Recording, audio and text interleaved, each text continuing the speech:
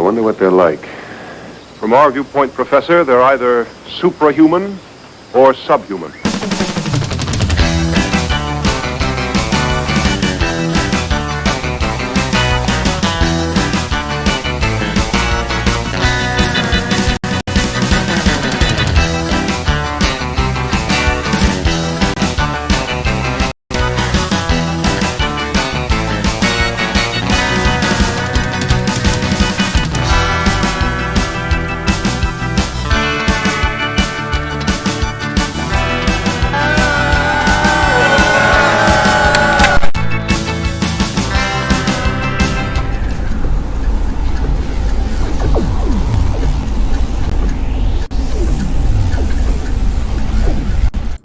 Hello out there in the Twitchiverse. It is Saturday night.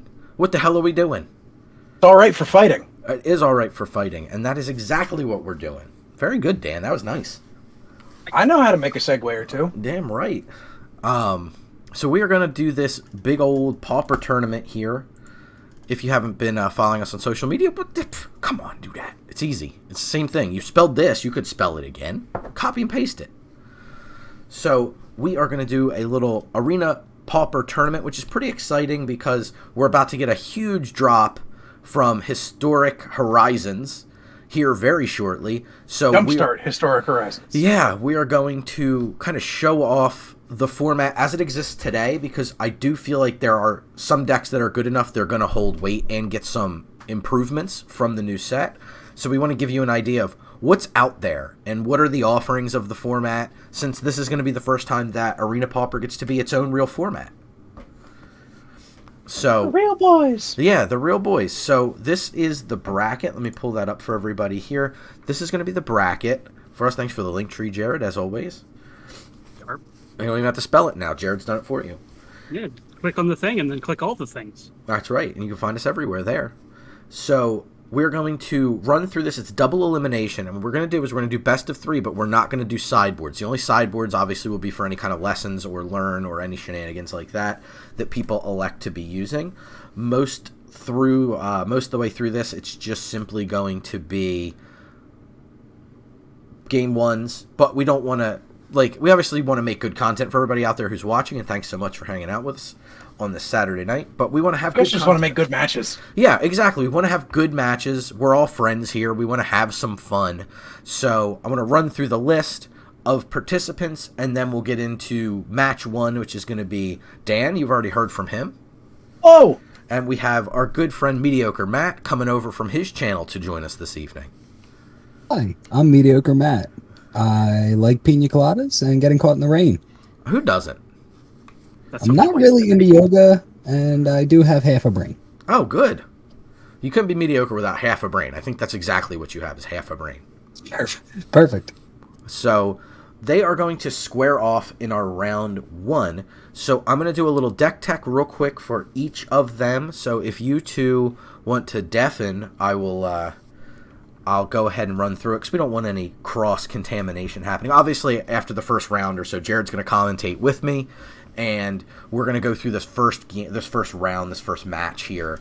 So I am going to pull up the deck lists for each of them. So we'll start with Dan, and let me just expand his window here for everybody. Oh, not move around that window so much. Give me 1 second here. Dan gave me a big old picture. So here we go. Pull this up as well. So now you can see Harry Potter elves. Dan is on elves, which is pretty exciting. So he is playing pretty bare bones, bare knuckle elves. There's not really anything flashy here. He's not following my deck lists, which, come on. For shame. But I know Dan's been playing elves longer than me, so he may be onto something.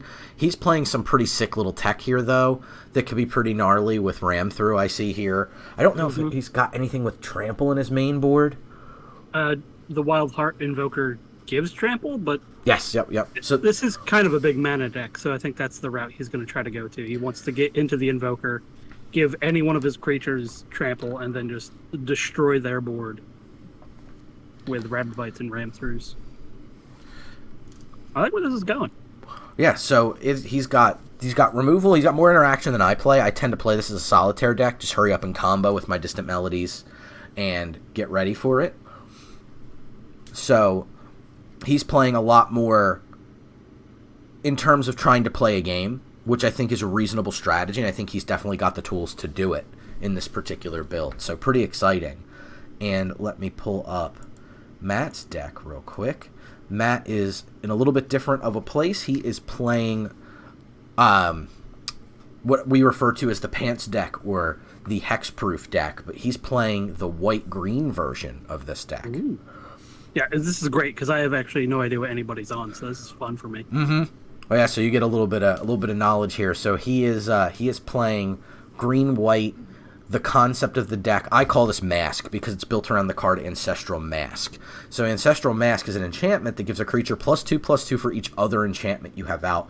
He's got a bunch of little cheap enchantments, enchantment creatures that all hook onto, hopefully, a hexproof creature, which in this case is generated by the Jungleborn Pioneer. Yep. And that'll spit out a little 1/1 hexproof token that he'll be able to use to get there. If he can't find that card, he can lean on cards like Snakeskin Veil to help protect his creatures, and he can gas up and go. Obviously, big props to the card that makes auras cost less. I can't quite see the name of it too easily. I can't remember off the top of my head. Transcendent Envoy. Thank you. The Transcendent Envoy making the cards cheaper. And I think that's the draw to this white version, is that particular card. I play this blue-green, but I think that this is a solid build. And what's so cool about Arena Pauper is we just talked about how different we all brew. And I think one of the cool things about this format is it's so open to brewing. It's a brewer's paradise as long as you understand the fundamentals of the format. And we get to see kind of two pillars of the format with Tribal versus this Mask deck here. So very exciting first round. So let me pull up. We're going to watch the match from Dan's deck's perspective. So we're going to be watching from the L's deck's perspective. So let me just pull that up now. So I have that live, and I will give them the go-ahead to begin their match right in the Discord. So Dan's on a keep for 7. He's got 4 land, 3 spells. This is good hand, too. Good hand if he can draw anywhere decent off that Elvish Visionary. Land here looks horrendous for him, but it gives Matt time to operate. So he's already off to the races with a Vault Scourge. Yep. And second Visionary for Dan's pretty good here. Yes, it's exactly what he wants to be doing. It's just cards that make more elves so he can get that Distant Melody going. Perfect example of that again with the Visionary. Yeah, although he might be looking to Rabid Bite next turn. Because that Vault Scourge, if he goes for Rabid Bite, he might be in trouble, because I'm sure Matt has got some sort of trick, but... That's why Ram Through seems so good in this deck, because the instant speed just catch him. Like, Faden won't see that coming, I wager. Yeah. Which is pretty awesome, yeah. Mediocre Matt. I should do better. We've known Matt for a long time, so. If you're not following him, give him a follow over at his channel, Mediocre Matt. Looking to make affiliate, partner, whatever the one we're on is. Partner, I think? Affiliate. So looking to make affiliate, so help him out. For sure, I know with the new Diablo out, he's going to be playing a bunch of it. So Dan's flooding out pretty good here. He really needs a good draw off this Visionary. So, but on the other side, Matt does seem to be lacking in more than 2 lands. So he's going to go for Rabid Bite.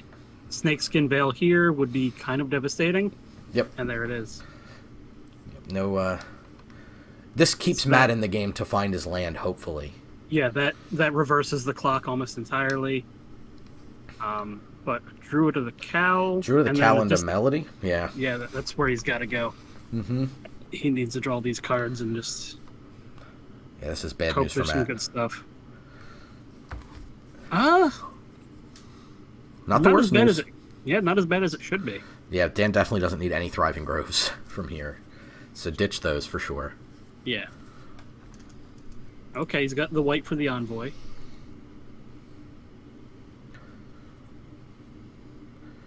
Okay.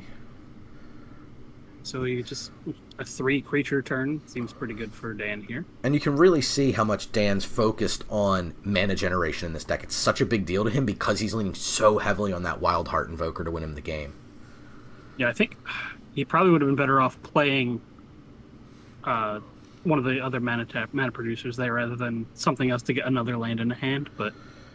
It's thinning, but I tend to agree with you. I think he really needs this deck. The way he has this built, man, is it going to get a lot of help from Winding Way? Yes. Oh wow. Yeah. Yeah, it's going to be really good when that comes up. So he's given Faden time, and he's given Faden an untapped step. So sorry, Mediocre Matt. I'm real bad with that. At least call him Matt. It's fine. Yeah, he's given Mediocre Matt an untapped step, and here we go. Now Mediocre Matt's going to try to skew race math. Oh, and it's going to work, because the Envoy is also an enchantment creature. Mm-hmm. This looks like it's going to be Mediocre Matt's game. Yeah, Dan's not drawing the removal that he needs.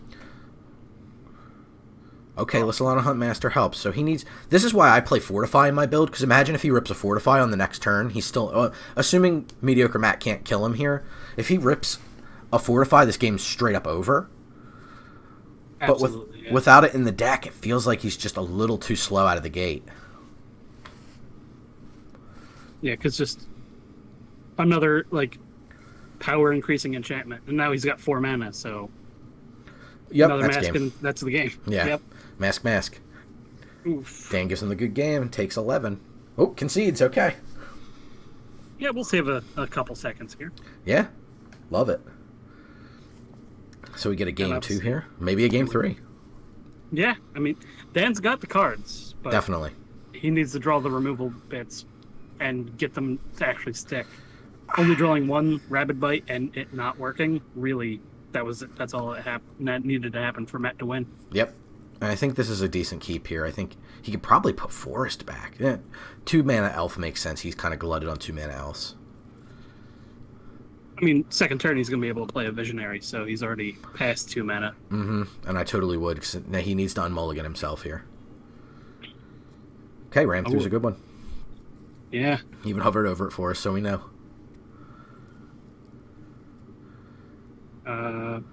Half-land and Lissalana Huntmaster. Yep. Perfect. Feels great. This is possibly Dan's game to take here. Faden can steal it, obviously, but Helios Pilgrim's a fine enough blocker, so Dan can't just kind of chump him with swinging a Llanowar Elf, but he still gets to swing Visionary and Huntmaster itself here for 5. Sam W. coming in with the sub. That is 9 months. Thank you so much for the sub, baby. We appreciate it. Yeah, Pilgrim doing its job twice of finding a mask and just letting himself die. That's right. But I don't know. Yeah, ram through being an instant. Okay. Yeah. Like, why didn't he play the other thing? That's why ram through so good here. Being able to imagine Faden given the thinking. So I think that it's just tough. If Mediocre Matt drops a creature and is able to hook an enchantment on it, Dan gets to answer immediately with ram through. Yeah, and the Matt's in a very precarious spot. Mm-hmm. It's also peculiar because he's probably used to winning. I mean, he is definitely playing the deck that plays off of his luck the most. Okay, Envoy. Here comes Mask, and here comes the ram through. Yeah, if Mask gets put on, Yes, game. there it goes. Yeah, this might be game here. Mm-hmm. That's it. Because that's probably the majority of... Oh, God. Yeah, this will do it. Oh, another Huntmaster? Yeah. If Faden's still playing the game out, he probably has the ability to maybe run that line or a similar line again, but I just don't know if that's enough for all the creatures Dan's going to be able to swing in next turn. Yeah, that's a lot of elves. Pilgrim... Okay. Yeah, I don't know if there's an enchant. Cartouche helps. That's another creature that he can commit to the board. And it gives first strike to the Pilgrim. I don't know if that's good. And obviously, Snakeskin Veil would help on the 2/2, but... So he blocks a 3/3, blocks it. Let's say not blocks a 3/3, it's blocks a 1/1/1/1. He takes 3, 4, 10... Yeah, he knows he's in trouble. So 12, he just 13. gave a good game. Yeah. Yeah, I can't foresee Dan not just... I mean, this is just a flunge here. Yeah, absolutely. He just takes it. Yeah. Good sport. All right, cool. We get a game 3. I love it. Yeah. God, this is quick, too. I love it. Yeah. And Pauper's a fast forward. We talked about that a bunch. I mean, sheesh. And if you haven't, again, check Jared's link tree. You'll see a bunch of videos for the format. And man, do we have our work ahead of us, Jared, for Historic Horizons. Holy crap. Oh my god. I'm glad we're not doing a whole full review of it, because that would take years. Mm-hmm. Part 1 of many. It's going to run deep, too. There's going to be so much that it's going to change in the format. So many cards to test. There's a Vault Scourge. I don't know if Rabid Bite's going to come in time, though. You don't need the land. I think that just the raw card's a little bit better here. Yeah. Could use the blue source, but there's time for that, I think. Uh-oh. Just to keep it out of Rabid Bite range. Really nice play there with the cartouche from Matt. Yeah.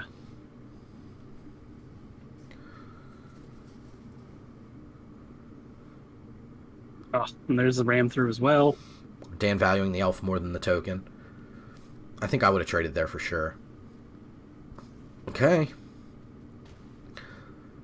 Alright, how does Dan deal with this? Is it just ram through Rabid Bite? Looks like that's what he's going to 2-for-1 himself. Well, he's 2-for-3ing himself, really, if you think about it that way. Faden is, or Mediocre Matt is losing 3 cards. Yeah. I don't know if Matt had Snakeskin Veil and just auto-tapper got him, but my guess is he would have been a little bit more precise about tapping if he had that. Yeah. Yeah, I think if he had it available, auto tapper would have helped him out there as well. Drawing a card makes sense. Still a competitive game here. It's not over by any stretch.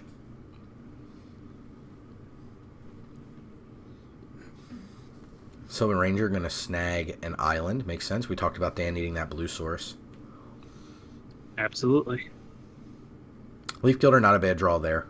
Ooh, I would play that too. Well, he didn't. Yeah, interesting. I mean, maybe he values the blocking? Hmm. Well, there's the Vault Scourge again, with mana up for a mask. Mm-hmm. And that would already give +2/+2, so. It's a big flyer. Yeah. Oh, he's going for the right into the distant. No Leaf Gilder, which makes sense. At this point in the game, He's looking for... He didn't, but he was looking for something to kill... Yeah. Vault Scourge with Huntmaster out now, but... Now it's... Nice game. Oh, jeez. That is game. He's going to end the game at a million life.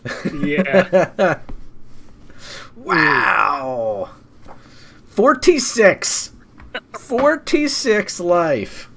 Oh, I'm in danger. Oh my goodness. You've seen the deck list I put forth, and you know my deck is not going to be good against that. Oh, no. Not necessarily the case. You can do some stuff. But holy cow, Cubs win. Holy cow, Cubs win. Let me pull up our tournament bracket here. Let me just hide Matt's deck tech here. So we have... Yeah, they can undeafen. I have undeafened. That was frustrating. Oh boy. Good games, Dan. Good games.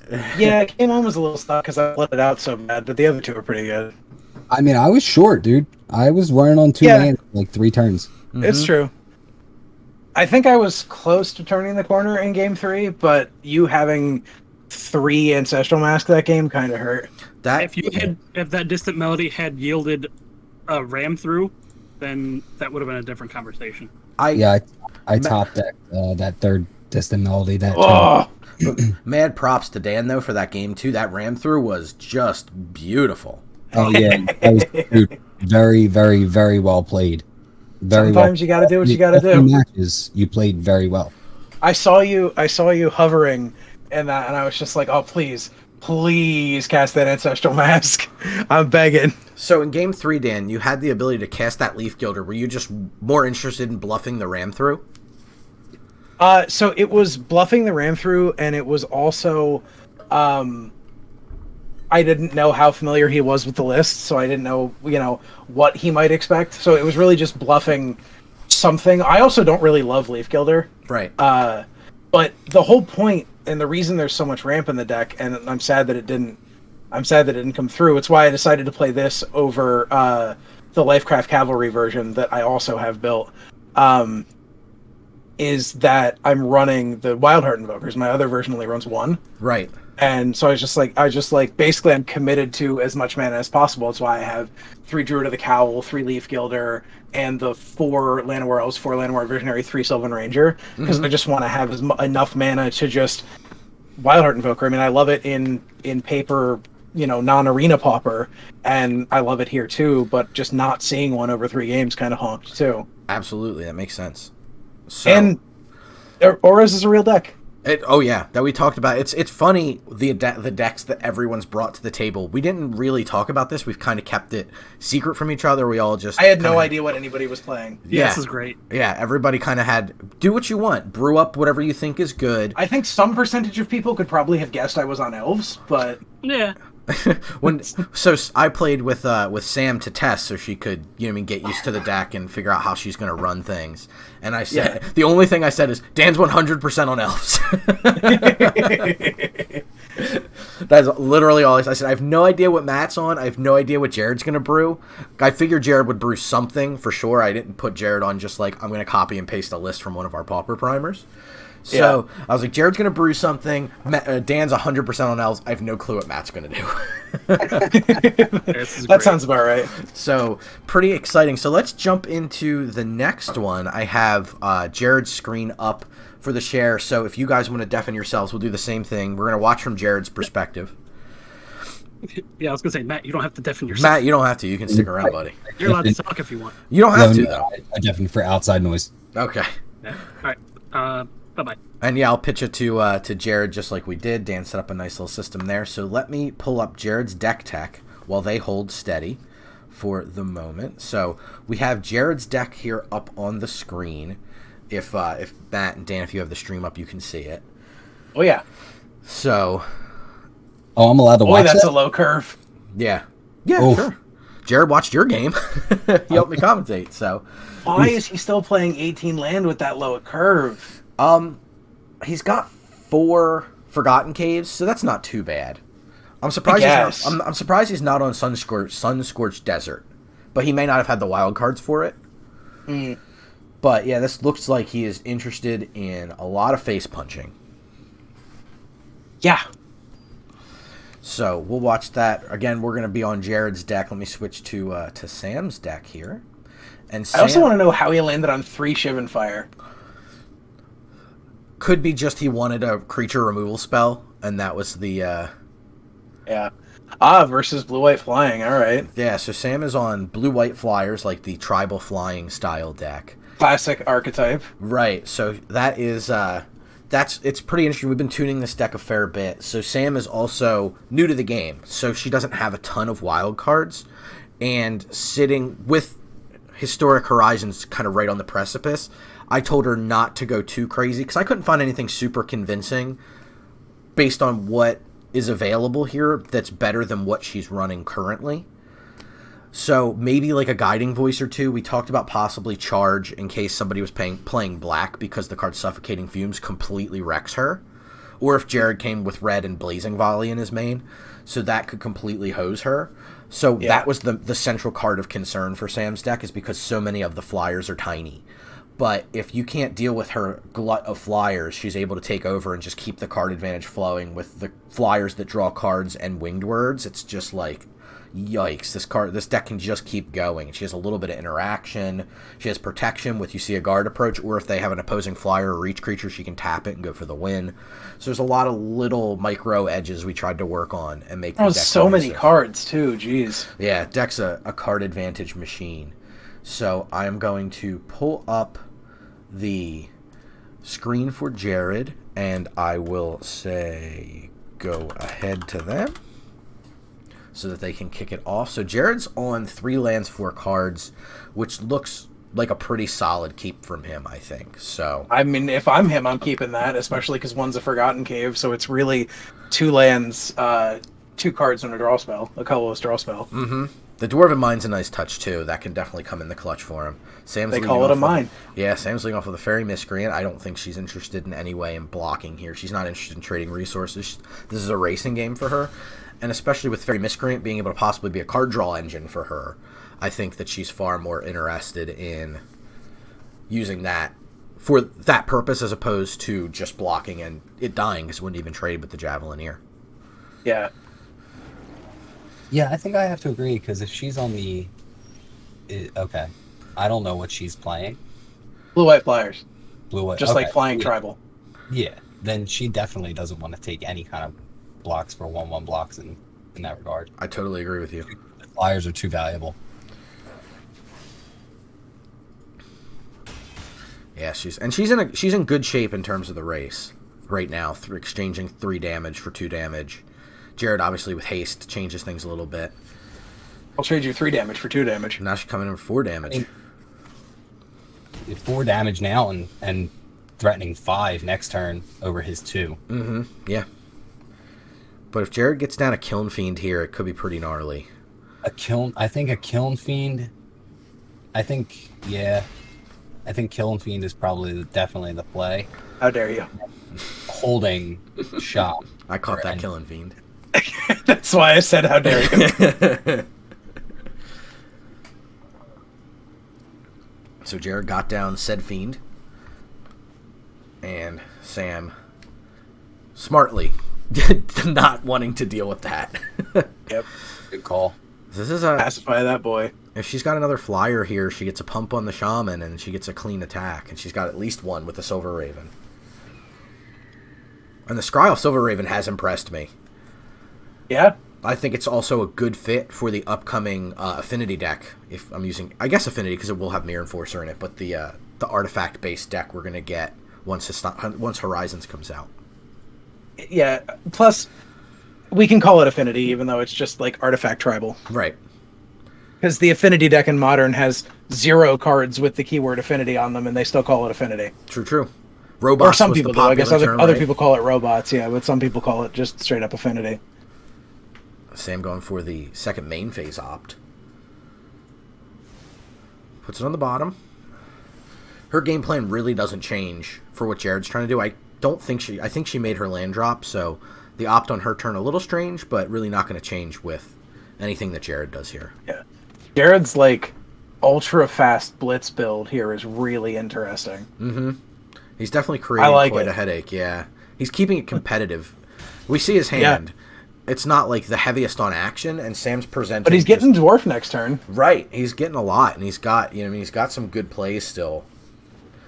Yeah, and as he's correctly hovering the Raking Claws, that card can be incredible with Kiln Fiend. Mm-hmm. Yeah.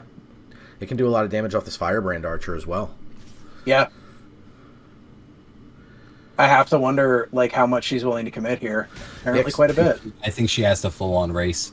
Mm-hmm. I agree with you. Turn sideways. No follow-up there is interesting. I don't know if she has a trick in her hand or not, but she needs something to potentially get. She's not dead here, by any stretch. What could she possibly be holding here? Spell Pierce, maybe? Unsummon is in the list. You Hear a Guard Approach is in the list. Okay. Jared just opting to cycle there, which I think is the right choice, because that really isn't going to increase his clock too much. Yeah, and drawing cards for him is important there. Mm-hmm.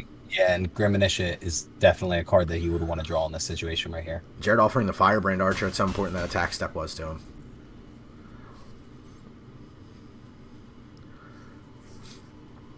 I feel like that's probably right.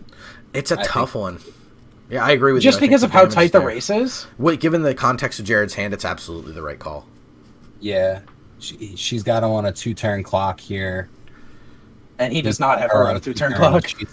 She's 1 turn up on him. She's killed him. Or actually he does have her on a 2-turn clock. And there it goes, yep. And roll it like a ball. She's got him with a Fortify. Fortify's nasty good. Yeah, it is. In a go-wide deck like that. Why does he have a sideboard? I think he just wanted to show off Cleansing Wildfire. The dork. I love it. Yeah, it's a card. Fortify is one we talked about a bunch, Dan, because it's in my elf list, but it's not in your elf list. Mm-hmm. Ooh, tough hand for Jared here. Ooh, this is a really hard call. Because if he draws a land, really good spot. I would have kept that hand. Oh, he's got to keep this is worse. The same hand, but down a card almost. Yeah, that sucks. That's a tough I mean, one. he's got shock at least, I mean, at so least maybe he can slow her down.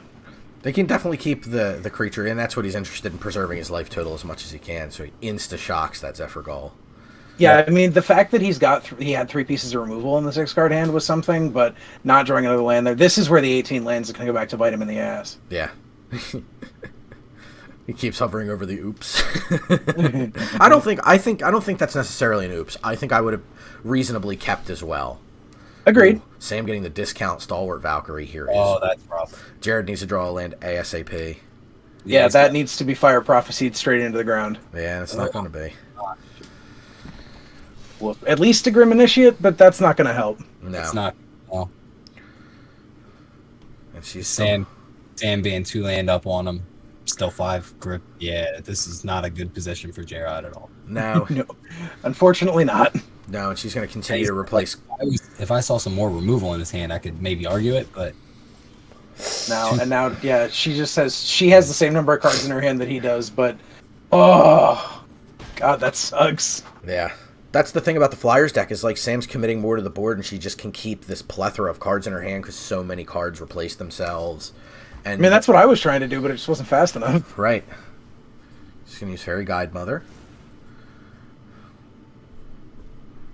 So a little pump, and probably we'll see that Fairy Guide Mother in the second main phase. Dealing 7 here. yeah, it's rough. And definitely respectable at turn 4. Yeah. Got it. And Yeah, that's Jared's dead if he doesn't have a land. pretty much, Yep. he didn't draw a land. The 6 damage here, so he's got. I mean, if she I has mean, a it's a 4 to 5, 2-turn it's clock, game but over. I Yeah. still don't think it's gonna make any difference in the long run. No, she's Yeah. holding Fortify. We Even saw if that he last holds game. Fire Prophecies down the Valkyrie. Right. Be best case scenario, she still has him with the swing on Seer and Guide Mother. So I think that's just game Oof, and an op to the scry Yeah. to the top. after her swing. Yeah. That's not Ouch. good. That could very well be the Fortify she was looking for. Could be another Yeah, Fairy Guide Mother. you hate seeing the opt scry to the top. No, yeah, that's a stream. That is a stream staple. Watching our opponents scry to the top. Oh yeah, and being sad about it. Oh yeah, always. Okay, it's a Winged Words. Oof. That doesn't feel good. Yep, she's got the Miscreant in the first main. Well, I'll enjoy J-Rod during the non-winners bracket. Right.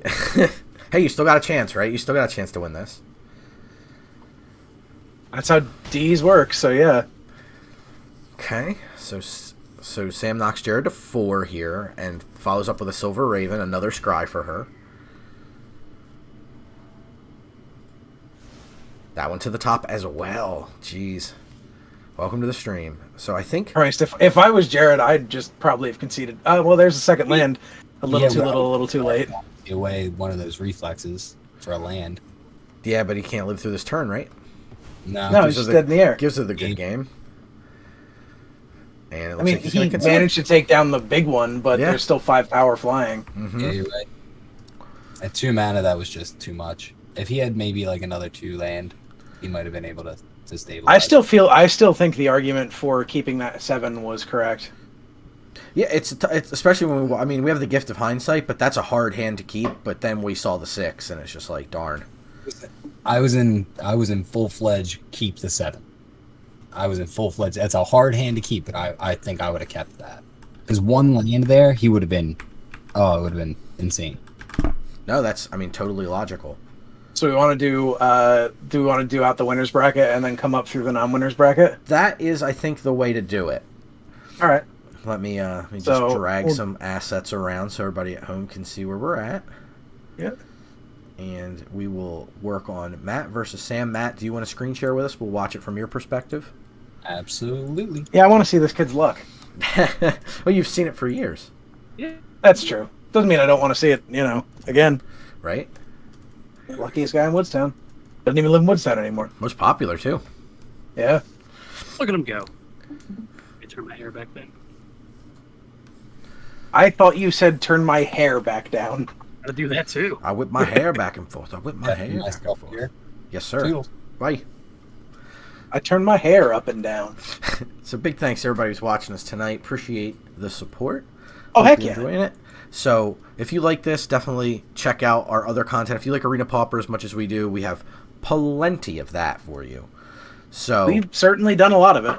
we're going to watch Mediocre Matt, who is Gimbal, and he is going to be playing against Sam. Matt is on the Hexproof Ancestral Mask deck, and Sam is on Blue-White Flying. So let me kick it over to them because they are a go. Also, interestingly, Blue-White Flying without full wild cards. Yeah, Yeah, they're already on the move. they are. All right. Yeah, Matt's hand looks pretty good. Yeah, this is It's interesting. not like the perfect hand, but it's a pretty good hand. Yeah, Sam's got Fairy Double Fairy Double Miscreant. Very double miscreant. The full Fairy Double Miscreant. The full-on double miscreant. That damn Oh, miscreant. now I'm sad because that guy died a couple years ago. The double rainbow guy? Yeah, Yeah, he passed away a couple years ago. that's only you would know that. Oh, a lot of people knew that. It was all over social media. Of the three of us here right now, only me would know that. That's Unless- true. Unless Jared knew that. I did not. Oh man, just triple miscreants. The full Fairy Triple Miscreant. But doesn't look like she's going to hit her third land drop. Okay. Interested in this. It looks like she was just willing to bluff out the Fairy Miscreant here. Matt just saying, sure, if you got it, use it. It's a You got it. reasonable bluff here because the Fairy Miscreant, or the Transcend Envoy, is so valuable to Matt's deck. Mm-hmm. So Yeah, that also hurt just there. oh, this is all bad. Yeah, it's bad for Sam. Matt's just interested in cycling his Angelic Gift for a card and a buff for a potential Ancestral Mask down the line. Yep. So Sam with no permanents out's a tough spot. Hopefully she can get to land 3 and stabilize this board. If not, even just playing something here, obviously better than a blank board, but sometimes I mean, run Matt's those games. 1/5 with lifelink is going to be a... Oh yeah, 1/5 with lifelink is bizarre stats. Yeah. It's like a draft chaff level card. Okay, and the ball is rolling. We have a hexproof creature with an enchantment on it. Oh Uh-oh. my goodness. Well, good news for Sam is she won't be long for this world. I was going to say, good news for Sam, this game's almost over. Yeah, she doesn't have to suffer too much longer here.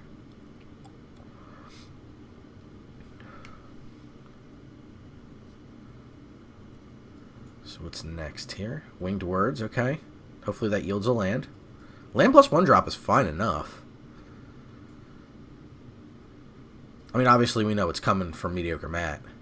Unsummon's pretty good there. She actually. fires an unsummon off right there, which is fine. You're not going to get the hex creature with it, a hexproof creature with it. Yeah. Matt sending her angry Zendikon pictures. Where are those pictures of Zendikons?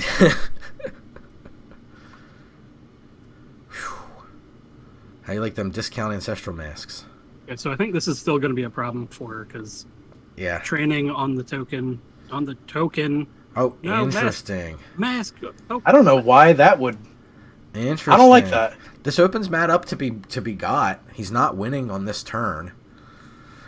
Does she trade with the 1/1 flying hexproof token? I think the answer is, if she has unsummon, I think the answer is probably yes. Trade that away and get it off the board. You're Yeah. still facing down 2 threats, and she's going into a very low life total, so Matt may just have this off the back of Transcendent Envoys. But if she has something like a pacifism, which we saw in the match against Jared, yeah. then that It's could still be gonna game be over. tough. Okay, Yeah. yep. It looks. Well, I mean, we can chump block with the Seer. Not with trample. Yep. Oh, does it have trample? Yeah, trample. Oh, it's Yeah. a Tessin training. Yeah. Yeah. Yep, that's GG's. Matt just taking a nice conservative attack. Sam blocks and then takes 7, and she's out of it. And Xanathar is I thrilled. definitely think that's the closest that we've seen, like, to a punt. Yeah. I'm not going to call it a punt, but I think it was close. It's definitely a questionable hookup on the creature that's susceptible to a removal spell. Yep. But Hard agree. yeah, that's still a tough spot because Stan was stuck on land there. But hopefully she can overcome this. She's going to be on the play for this one. So That'd be nice. it's a reasonable keep from Matt. This is the reason I'm not huge on this white version because it just doesn't draw enough cards for my taste. Omen of the Sea, man. I just can't not play it in a deck that's looking to have enchantments on the battlefield. I just want it. I like the Volt Scourge, though. I play Ginger Brute because he's unblockable. Ah, Ginger Brute. Et tu, Ginger Brute.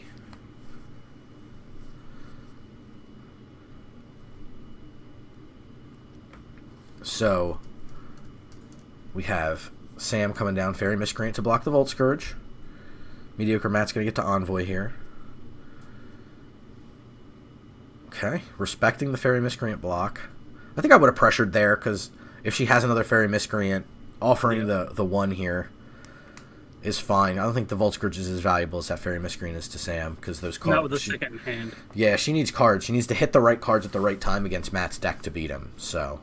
She cannot attack here. So that's good. And we have Pilgrim coming down, most likely here? I can't... Pilgrim. I could be Envoy... Ooh, okay. He's going to go Envoy plus Scourge, it looks like. He takes damage off that Scourge a lot. I think that's fine here. There's so with them giving lifelink and the fact he can play enchantments on them, I think that's reasonable. I love the interface for Phyrexian Mana on Arena, by the way. It's nice and clean. It's very neat. Nice and clean. I mean, that's a lot of the interface on Arena, though, I would say, is nice and clean. I think those are good ways to explain it. Interesting attack. Yeah, interesting attack there, because Sam could have double blocked and just lost 1 Fairy Miscreant. But we'll see. If she's holding up something defensive here, maybe she's holding up an Unsummon or something like that, it could be pretty devastating for Matt, who right now is kind of not really able to find a lot of damage, find his way in for a lot of damage. He's mostly just looking for Mask, which we know he has a solution to. And Pilgrim is a nice justification for white because of the ability to just snag the enchantment you need. Yeah, and making him cheaper. Yep, yeah, the Transcendent Envoys being enchantments already, too, is just nuts. No sideboards means we can't do cool tech like the what is it the one that blows up enchantments with flashback? Rave Revelation? Rave Revelation, yeah. Raymond of Revelation. The pre-ancestral mask for enchantments. It was that Odyssey block, I believe, the first time that was printed. I think you mean Rev, Ancient yeah. Grudge, but yes. Ancient Grudge, what'd I say? Ancestral Mask. Ancestral Mask, yeah, we blow those Because we've up. been watching Ancestral Mask do stuff. Blowing up the Ancestral Mask with our Rave Revelation. We got here Wing Words. Okay, Silver Raven. It's a tough spot for Sam here. I don't know if she wants to offer Cloud Concealer or hold it back for a blocker. That's a tough one. I think with the life totals the way they are, she probably wants to hold it back. But it's a tough call because she could trade off with the Volt. But the Volt Scourge getting the Ancestral Mask here is brutal. Her not having the Unsummon's tough. Because that Volt Scourge is going to be enormous. But if she has a pacifism, it's not too bad. Once Matt commits the mask, she has the ability to pacify. So there's something to that.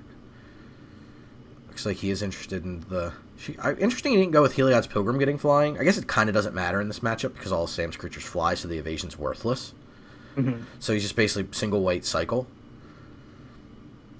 I mean, having Trip Snakeskin Veil in hand is also pretty good. This is an interesting line that Mediocre Matt's going down here. He's not hooking the mask up, maybe concerned for Sam having a pacifism effect, so he's going to take it a little bit slower.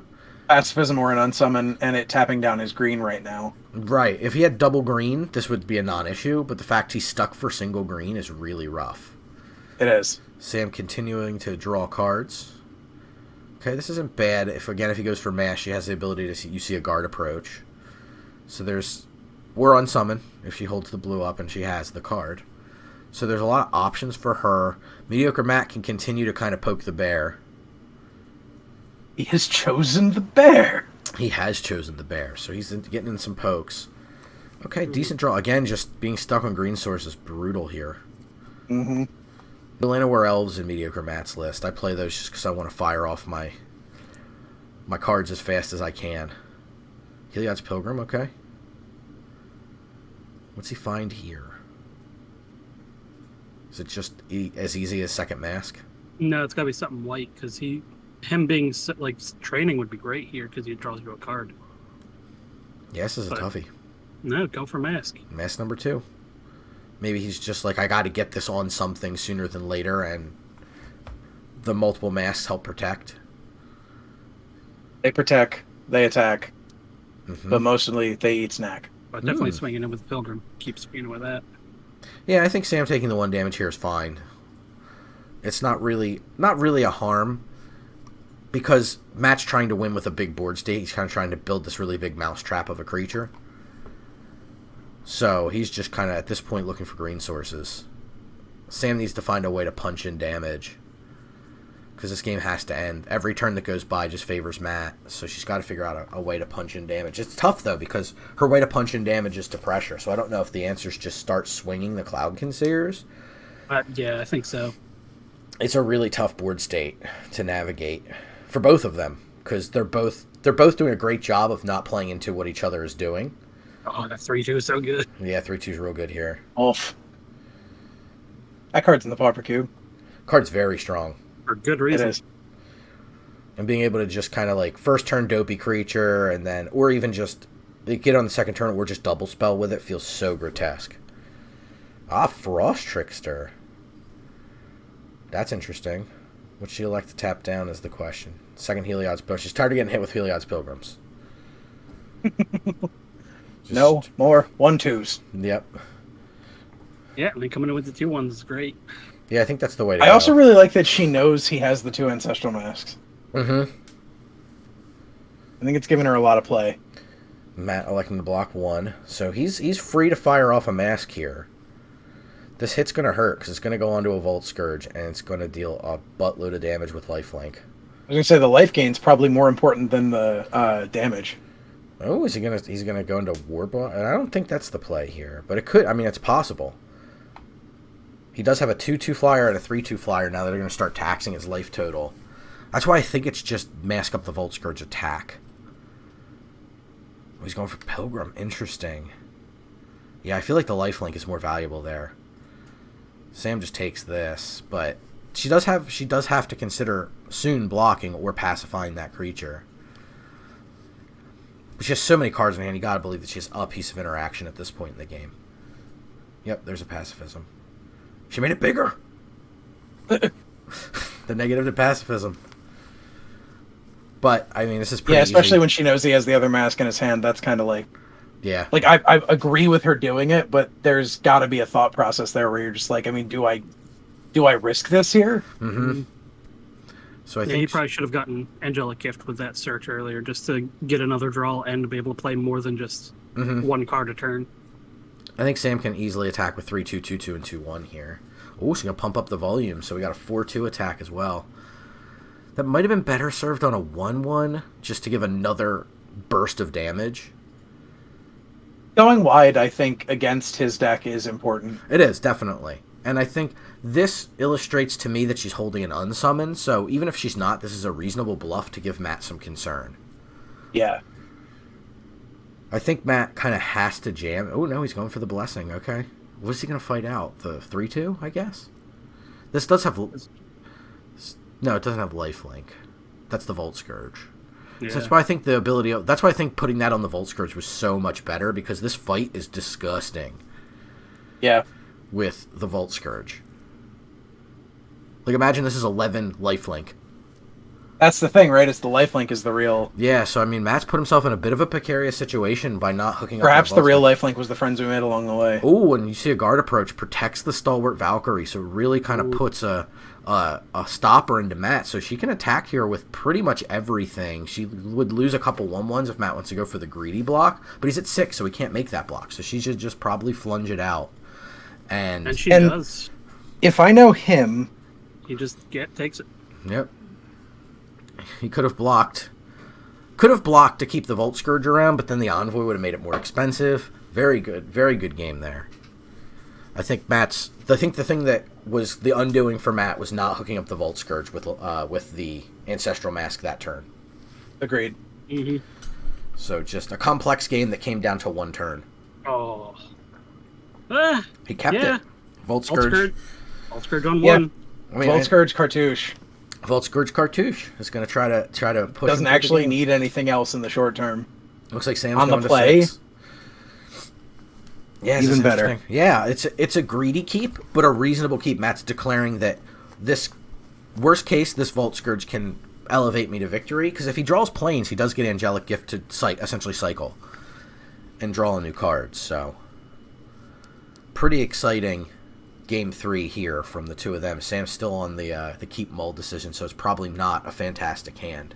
Oh, she went to 5. Yeah. Yeah, it happens. Not like this. Although I happens. probably should have gone to 5 in the game, or just kept the 7. That's a tough. That was the main talking point through the entirety of that game. If can imagine. I'm you, by the way, I'm keeping the 7. We talked about it endlessly. With the crash throughs, I probably should have. But I think so, but it's such a tough keep. Throwing your cards away for nothing to try to replace themselves is like mulliganing. Yeah. I'm also a total idiot with blitz decks, though, because I've played so many of them that I will do some dumb shit. Dan, that every spell matters in those kinds of decks. So it's a tough call. That's what makes a good blitz pilot a good blitz pilot. No fear. You just can't have fear, and you have to understand that you're going to lose games. Mm-hmm. It's just you are going to lose games, and you're not going to be able to help it. Mediocre Man, I think, wisely going wide here and putting the second cartouche on the token instead of the Volt Scourge, because if Sam has one piece of interaction for that Volt Scourge, yep, it's just GG.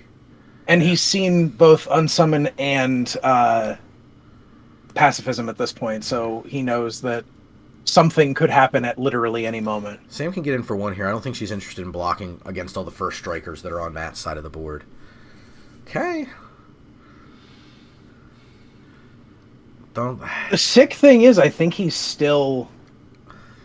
He still seems like a favorite. He's still favored. Yeah. He still looks like a favorite from this position. Yeah, I think the advantage bar is still on his side. If Sam can lock up the Volt Scourge or the token, especially the Volt Scourge, this game changes pretty dynamically. Yeah. Mm-hmm. But if she just is committing flyers to the board that get eaten by his first strike, it's really going to be a hard game for her to win. Okay, we have Waterskin Shaman into Fairy Guide Mother. So this is going to be a hard game for her to win. She gets the attacks here with her flyers, and then she may have to commit Waterskin to trading or something with the unequipped token.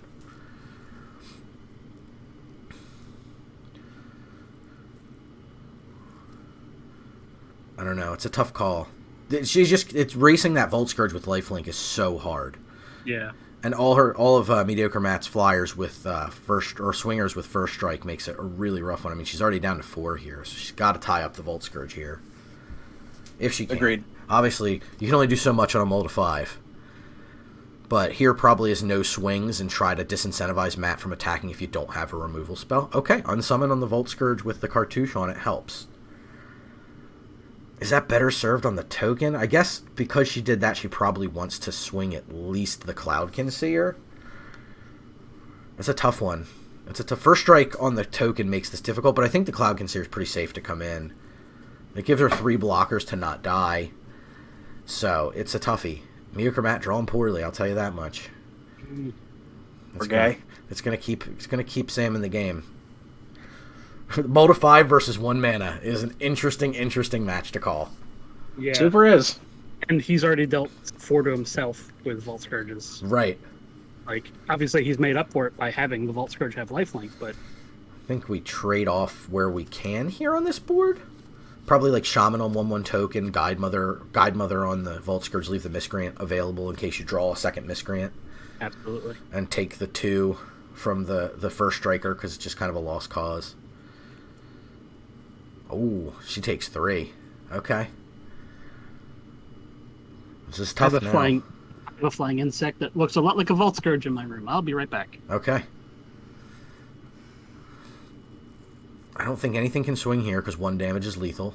So she's on the block. Unfortunately. Oh no! He got his green, and that should be the game. If that should wrap it up pretty quickly. No, Matt, you want the Word Bar Blessing? Oh no! He plays the Transcendent Envoy. All right, he's allowing Sam to stay in the game, so she can triple block.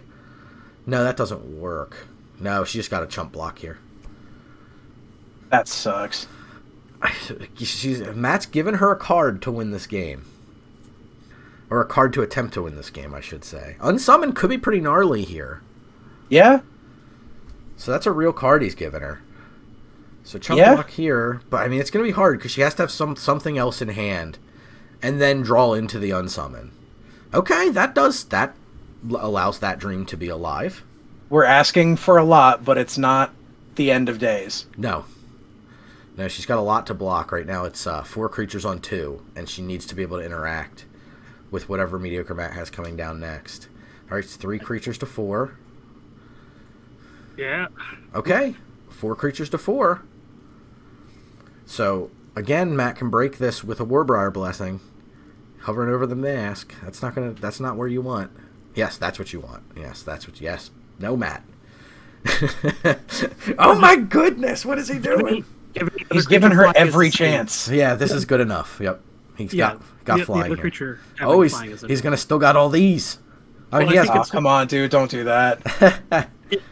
It might be more that he was worried about the blocks. Yeah. So he's got If he goes to attacks now, he was just like, oh wait, I gave it flying. Ugh. Also, I don't have reach, so I missed it. All right, very close game. Yeah? Very close game. Closer than I think it should have been, to be honest.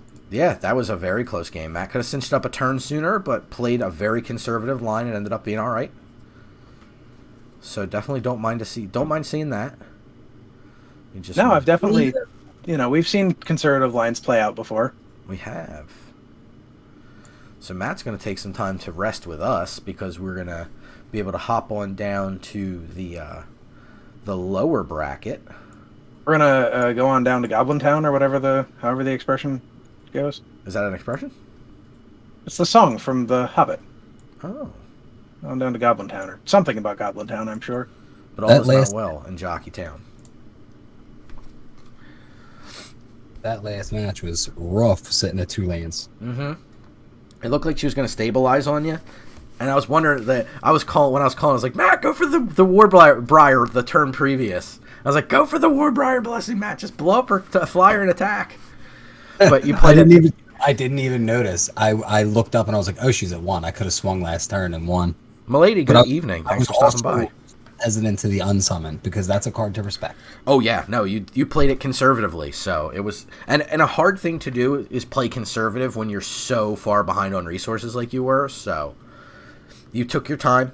You were so far ahead through most of that, but it was Moldify versus the one lander, so it was a really interesting game to watch.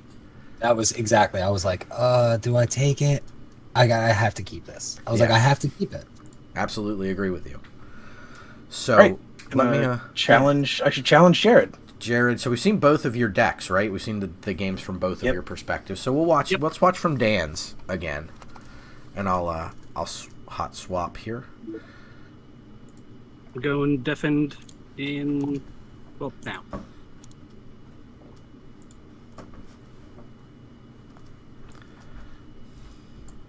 Just give me 1 second, everybody. I'm going to bring up the screen for you all so we can watch along together. Me and Mediocre Matt calling this one. So we get some, ooh, yay! Yeah. We get the goods here. You all get the goods. So if you're not following Mediocre Matt, please. I am soon to be streaming Diablo 2 Resurrected stuffs. You know, it was really hard to get you to come over for tonight, so I appreciate it immensely. It was not that difficult. You know that. I'm just hamming it up for the audience. You're supposed to make it seem like it was. Yeah. It was so hard. So I had so many things going on. So many. Jared's function in this match is to try to force Dan to trade off resources. So Jared either needs to kill things or force Dan to trade him for things. So Jared, I think, is the beatdown here. Jared definitely has to play the aggressive player here. I am concerned for him looking at this hand right now because Dan's got some beaters. He's got the Invoker. He's got the Huntmaster. Those are like real Magic cards in Pauper. Yes. In at least Arena. Yeah, and if Jared has a 3 damage spell here, he's still in this game. If he does not have an answer for this Lissalana Huntmaster, he is in big trouble. Yeah, I think he was trying to see there if he could maybe put up the shock and get a 2-for-1. Fire Prophecy, so he did have it. Fire Urchin, like thinking maybe he would block with the Huntmaster on the Urchin, and then he could shock the Visionary. That would pump the Urchin up to 2-3, and then, you know what I mean? Yeah, Holy cow. Yeah, okay. He would have gotten a 3 for 3 essentially, but it would have been well worth the trade there on the creature, the Urchin for the Huntmaster. Yeah, absolutely. So, Dan, kind of getting blasted. If Jared has another removal spell here and then can attack the way he did, Dan's in a position where he has to put up a lot of blocks and things. I agree. I think Jared's doing exactly what he's supposed to be doing, which is pressuring the resources in Dan's not only board now, but his hand. Oh boy. Yep, another Fire Prophecy. And Jared did get to move a card last turn. Let's see if he does not move one this time. So that's got to scare Dan pretty good. It would scare me. Yeah, that insinuates to me, and especially the turn length that it took to transition between his combat phase and his second main phase scares me that he has an instant in his hand and could be a shock. Yeah, this reads to me that when you're not moving a card with Fire Prophecy, I have several good Magic cards in my hand, and I'm not interested in a better one. Yeah, he's offering up a trade here with the Huntmaster versus the Urchin. Looks like Dan's going to take the bait. Dan's going to take the bait. That's a really hard block to make. Especially if he's got a plus, even if he's got just +1, +0 first strike. Yeah, this is tough because the Fire Urchin now. Yep. Tramples over for a little bit. Got through. That you want a little bit more value out of the Huntmaster when you're this far behind, I think. But I don't know as though Dan had much of a choice. He looks like he might be able to stabilize here with the Distant Melody. If he holds up the block, he can take this hit, Distant Melody, and he doesn't have the blue. Doesn't have the blue. I was just going to point that out. He's a blue short currently. Yikes. Crash through. Everything tramples. Makes those Javelineers even more annoying. The Grim Initiate can get blocked by the Llanowar Visionary. He can trade the Firebrand Archer for like the Woodland Mystic, but he still kind of has to take 2 off these Javelineers, I think. I don't think he can afford to start blocking them. I agree. He can't throw up because like Javelineer deals 1 damage to any creature it blocks, right? Any creature blocking it, yeah. Does it deal the damage prior? Or? Prior, yeah. So 1/1 is toasted. Yep.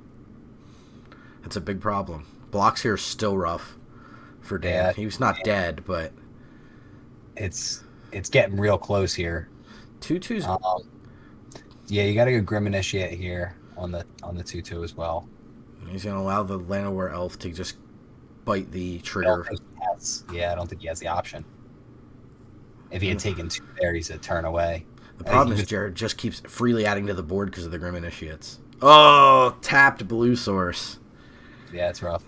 So Jared takes the first one. And now he has to... Which is really good for Jared taking that game, because if Dan wins, Jared gets another one on the play. So Jared's in a position of power here for this match. Oh, for sure. For sure.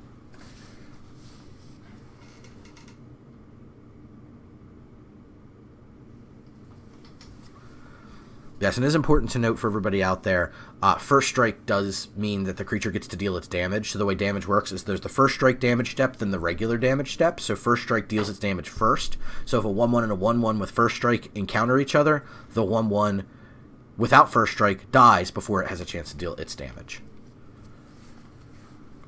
So in case you were wondering why the blocks were what they were, that was why Dan was doing that. Javelineer's getting right to work. Huh, I didn't even realize I was still streaming. And I got a ways. Oh, that was a nice rabbit bite there on the Javelineer. Mm-hmm. And he got to play Tapland still. So he got to develop his board and deal with the Javelineer. Yep, looks like next turn he can put out a Huntmaster, which is real good for him. Yeah, if he can get down this Huntmaster and it goes uncontested from Jared, it's a huge deal. Like, yeah, it looks like Jared's digging for an answer for it. Like maybe Prophecy. Looks like Jared may be a little land heavy if he's going to cycle away Forgotten Keep, so it wouldn't surprise me if it was Fire Prophecy, move a land to the bottom to draw yet another card. Could be. But good on Jared for having the Fire Prophecies when he's needed them for the Huntmaster. Yep, and he did move a card. Dan showcased that in game 2 against me, how powerful that card really is when you're casting 1-drops and got 9 mana available to you turn 4. Mm-hmm. And Dan comes right back with another must-deal-with threat, potentially. Jared not able to deal with it, or electing to add to his own board with the Kiln Fiend. So this is going to be... Oh, okay. Yeah. This is the right swing, I think, because the Visionary can trade with the Kiln Fiend as it sits. But... See... Ooh, yeah. Yep, okay. Ram through. I think it's absolutely worth getting that Kiln Fiend off the board here, and I like Dan offering up the Wild Heart for free, because delaying Jared a turn is such a big deal in this game. Invoker. Does Invoker have trample? It gives trample when it activates. Okay. It's 8 mana activated ability. Okay. I wasn't sure if it had trample. I was going to say if it had trample, a ram through on the Invoker would have been the appropriate play. I would have thought there on the Kiln Fiend. Dan gets to make the ram through again. Yes, it would trample over. Currently, none of his creatures have trample, but ram through is so nice in this deck because if he has like a bunch of available mana, he can pump, and then ram through to deal a bunch of extra damage. It's really gnarly. In Real Pauper, the Bogle's deck uses that in concert with Armadillo Cloak, and it's pretty gnarly. Ooh, Jared going to 2-for-1 himself to get the Invoker. Invoker. Yeah. I think reasonable.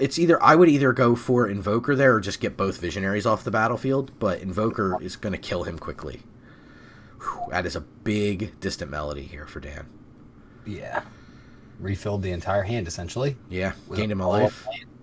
And he can play more creatures if he really wanted to. Yeah, I don't know if Jared can get back into this one. He'd have to go literally double Blazing Volley, which he currently is not running. But that's the only way I see. And even still, Dan is representing 3 additional elves this turn. Yeah, Jared's it looks cycling like a crash through. Shocking off of Visionary, so that gives Dan 5 damage, so not quite lethal damage here. And then close enough. I mean, he's threatening. He's going to fuel up for a big distant. I'm wondering if he should have held off on that Sylvan Ranger. He's not running any big pump, so that I keep forgetting that because my version runs Fortify. So I keep like calling it as if Dan's going to build towards a Fortify and he just doesn't have it in his deck. Yeah, it could be. I mean, it seems like it would fit the deck so well. Yeah, and I love Arena Pauper right now because it's such a Brewer's Paradise, and with the new edition of Historic Horizons, man, you can just it's the Wild West. I love it. Yeah, it's pretty cool. And I know you're a big fan, so I know you like to brew. Excited for the new editions to come out, and I'm excited to brew around everything that's coming out. Mm-hmm. Because it just throws a wrench in the entire and most formats, to be honest with you, other than Standard, and Brawl and any format that rotates around Standard, but it throws a wrench in everything on Arena. Yep, and now we're on game 3, so Dan's got it's not a great hand, but it's a reasonable one. So he can lead on Thornwood Falls, have his mana pretty good. Momentarily unmuting to say this is kind of a weak hand, but I think I'm okay. I think the Visionary helps you a good deal here. I think I definitely have to say that the Visionary drawing into a Huntmaster on turn 1 there was pretty clutch. Yeah. Because that's exactly what he wants. So we talked about Jared being on the play for this one, and this being such a big deal for Jared because his role in the game is to force Dan to have to trade resources when he doesn't want to. So Jared's back in that position, so I'm interested to see how he navigates this game right now. He definitely needs to needs to prepare Dan's life total, for sure. Is Dan going to ram through here? Yep, sure is. Yeah, I think that's the appropriate move. I agree. Card. Whew.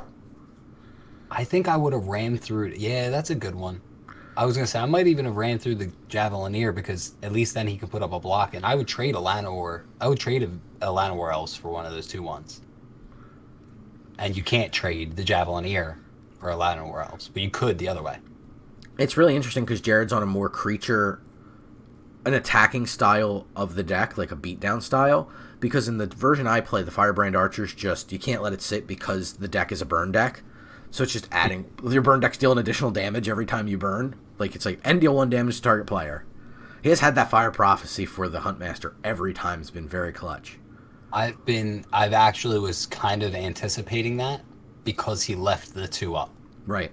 He was looking at the mana curve thinking, he's probably going to try and Huntmaster next turn. Yeah. It was good play on Jared's part. I think so. To hold up. Can Dan... pretty rough. Can Dan untap with a Huntmaster in this match? I don't think it really... I think just getting the 1 here, the 1 extra 1/1 might be able to put the nail in the or at least the temporary nail in the coffin. I wish I was better with the predictions because I'd run a prediction of can Dan untap with a Huntmaster. in this match. That would be pretty funny. Because Jared has not allowed him to do so at any point during this match, which to Jared's credit is exactly what he should be doing. Ooh, interesting. I'm very excited to see if Jared can give this creature first strike.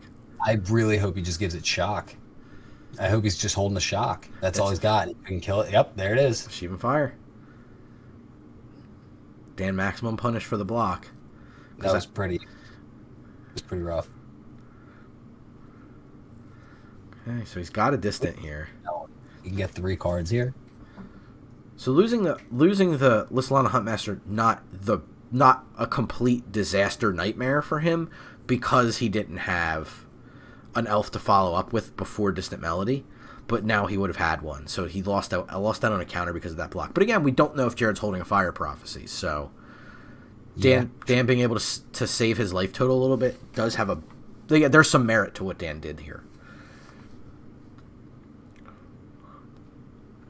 Dan making a pretty strong declaration that he feels like he can play. He wants to utilize his resources. He wants to get cards out of his hand. I kind of see what he's doing here. And he doesn't want to put something on the Fire Urchin because if it's a pump spell, it has trample. So what's he blocking? 1 damage? Right. And he's losing out on a creature, you know? It is a tough trend. And it's a great point you bring up in that Pauper is so Limited, every resource, you really have to try to juice the most you can out of every card, or else you're not going to get there. If you make even a loose play can lose you the game, because you don't have these all-powerful mythic rares or planeswalkers or things that can dig you out of a tight spot the same way. That's right. So, that's right. Every play, matters. And especially in the way that you play it. So Dan electing to discard an extra land and be able to hold up the ram through here. Not that the ram through looks particularly good. I feel like perhaps Druid of the Cow would have just been a little bit better. For whatever reason, I felt like quad block. Interesting. I am excited. I'm not, because I feel like he's holding a +3/+0 spell. If he infuriates, that's going to be pretty gnarly. Oh, boy. That's rough. That's rough. So as it sits, it's bad. It could get worse if Jared has a follow-up spell. Board wipes. Dan's gonna ram through. Wouldn't ram through here. What does that do? It puts a damage on it. Which does nothing because this has double strike, so it's going to deal 2 damage. It's going to die regardless, I think. Ooh, Jared's got a fire. It would have traded. It would have traded the board away. So he would have 4 for however you want to treat that card investment. 4 for X. Dan's in okay shape here. He actually gets to kind of reload pretty well after this and finally gets an elf trigger off his Lissalana Huntmaster. 2. He gets 2. Yeah. It went from 1 to 2. But I will say this much. I definitely think the Huntmaster being in his hand was super clutch for him to kind of, reload the board back up. Jared doesn't care. I love it. This is such an aggressive line from Jared, and I think it's absolutely the role he needs to be playing in this match. And Dan, I think, in kind, showing Jared the level of respect that needs to be to take care of the Fire Urchin. I have to agree. Without giving up too many resources. Really? Okay. It's pretty good. Jared with the correct Jared's a scary opponent because he understands the way these keywords like first strike and such line up, that he's definitely stolen many a game from me because it's just like, oh shit, I didn't think about the combination of me quad blocking and you playing a thing that gave one of my creatures like -1, -0 in the middle of a first strike step. Or something like that. Jared is probably one of the better technical players I've ever watched. Jared's very good at doing the thing Pauper rewards you for and juicing every little piece of value out of a keyword and a card that you can. Where Dan's demonstrating playing the more powerful Magic cards, right? Like, we're watching Lissalana Huntmaster just produce 1 resource for producing 3 resources for every 1 that Dan's committing. So at the end of the day, the card quality looks like it's going to win the match here, but Jared playing an absolute masterclass on how good certain mechanics are in the format. I agree. I think that Dan drawing that second Huntmaster was kind of just the nail in the coffin for Jared. Agreed. But I think that, like you said, Jared just putting up a crazy match this round. Yeah, an absolute masterclass in how you can get thinking. Very well done. Very well done. So let's kick it back over to the bracket, and I'll make some adjustments for us. I can let my balls down again. Dude, I thought you were kudos to Jared for we got to talk a lot about first strike and keywords and getting value out of your resources in the format, because that was a masterclass on that there. It's like I said, Jared, I just got to have no fear, and you definitely did a couple of times, so good job. Yeah. Awkwardly, it's hard to beat. Yeah. Awkwardly, though I am due a match with Sam, I have to go put my child to sleep. Okay. I will be back in a few minutes if you guys want to vamp for a little while. Yeah, we'll do a couple deck techs on you and Sam's deck, and then we'll do a deck tech on Matt's deck as well. So cool. We can... Yeah, because I'm sure there's some people here who weren't there for that. Right. So I'll be back in a few. Up. Yeah, so we'll see you. Just let us know when you're ready. Hey, I don't have to play anymore. No, you're with me. You're stuck with me. Hey, all right. So if you're unfamiliar with us, we are Supraliminal Games, Supraliminal Film, Supraliminal Entertainment. If you can say it, if you can spell it, you can find us. And you have already. Hi. So we are doing a little Arena Pauper tournament in preparation for what is the upcoming Jumpstart Historic Horizon set. So we really wanted to take the time to showcase kind of how vibrant the format is, because I think that it really is underestimated by a lot of people. That it's really robust. It's not the kind of mess that current Pauper is, and I love current Pauper. And right now I think the format's in a bit of a mess because of Chatterstorm et al. But Arena Pauper, not having such problems because they're able to curate a little bit more carefully because of Historic, not because of Pauper. But we have some awesome decks, and I think I want to bring up and highlight one of the cool ones, which is Mediocre Matt's build.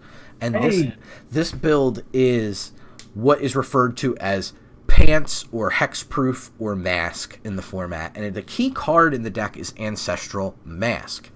And Ancestral Mask gives you +2/+2 for an equipped creature for each other enchantment on the battlefield. So if you have Ancestral Mask on your creature and that's your only enchantment, well, you don't get anything. But the deck also plays a bajillion other enchantments, including his version plays enchantment creatures that help you get a huge buff. So we watched Mediocre Matt in one turn go from a Volt Scourge to like an 11/10 Volt Scourge. So that's the level of ridiculousness. With like 3 mana. Yeah, the ridiculousness of this deck, and he is showcasing one of the newer additions to the format with Volt Scourge. It's come in the clutch. The lifelink is disgusting. Yeah. Mm-hmm. I play, in my build, I play blue-green, but I play Ginger Brute in that slot because I like the unblockable, but the lifelink on the Volt Scourge is really convincing. It's, you know what it is? It gives you that nice buffer, because if you, like something, like you're playing blue, they unsummon. You know, that's a real feels bad, especially when you got 3 enchantments on the creature. It's a, same. No, it's a feels bad. But the thing about it is that when it comes down on 1 and you're paying 2 life and then it's swinging next turn, 9 times out of 10 your opponent's not going to have a 1/1 flyer, right? You're swinging in, it levels the match out, and after that it's just value. Yeah, after totally agree. Yeah, so there's a lot going on, and if you're not familiar with the way the deck tends to flow, is one of the key cards, and it doesn't look like it, is the Jungleborn Pioneer. What you're trying to do is play that, and it produces a hexproof creature token. And that hexproof creature token is kind of your freebie to start suiting up with all these enchantments, because your opponent really can't interact with it in a meaningful way. There's very few edicts at common. There is Farika's Affliction or Farika's Cure. It's one of those. And it makes a player sacrifice a creature, an opponent sacrifice a creature, or sacrifice an enchantment. But it costs 3, so it's expensive. Or you get Innocent Blood, which is an edict that's symmetrical, so each player has to sacrifice a creature. So those are kind of the only tools you really have in the format, outside of something like Blazing Volley or Suffocating Fumes, to catch these. Oh yeah, Hexproof, right? Hexproof, yeah. The Hexproof token's tough. I even play Jade Guardian in my deck because it's one of the most efficiently costed Hexproof creatures. The Pioneer is the cheapest in the format at 3 mana. So that's the reason a lot of these decks go to it, but cards like Snakeskin Veil and Ranger's Guile help you protect your creatures if you have to raw dog it and go onto a creature without Hexproof. So it's very robust. Going back, I think I would have edited my mana base just a slight smidge, I probably would have dropped the plains and added a forest and went 10-10. Mm-hmm. But I decided on the 11-10 because I thought to myself, man, it's probably more important that I am able to cast multiple enchantments a turn instead of, having that fixing and that smoothing, which has actually proven me wrong tonight. So that's something that I've learned. Yeah, no, I think that's fair, and I like your addition of the lessons on the sideboard because of Guiding Voice.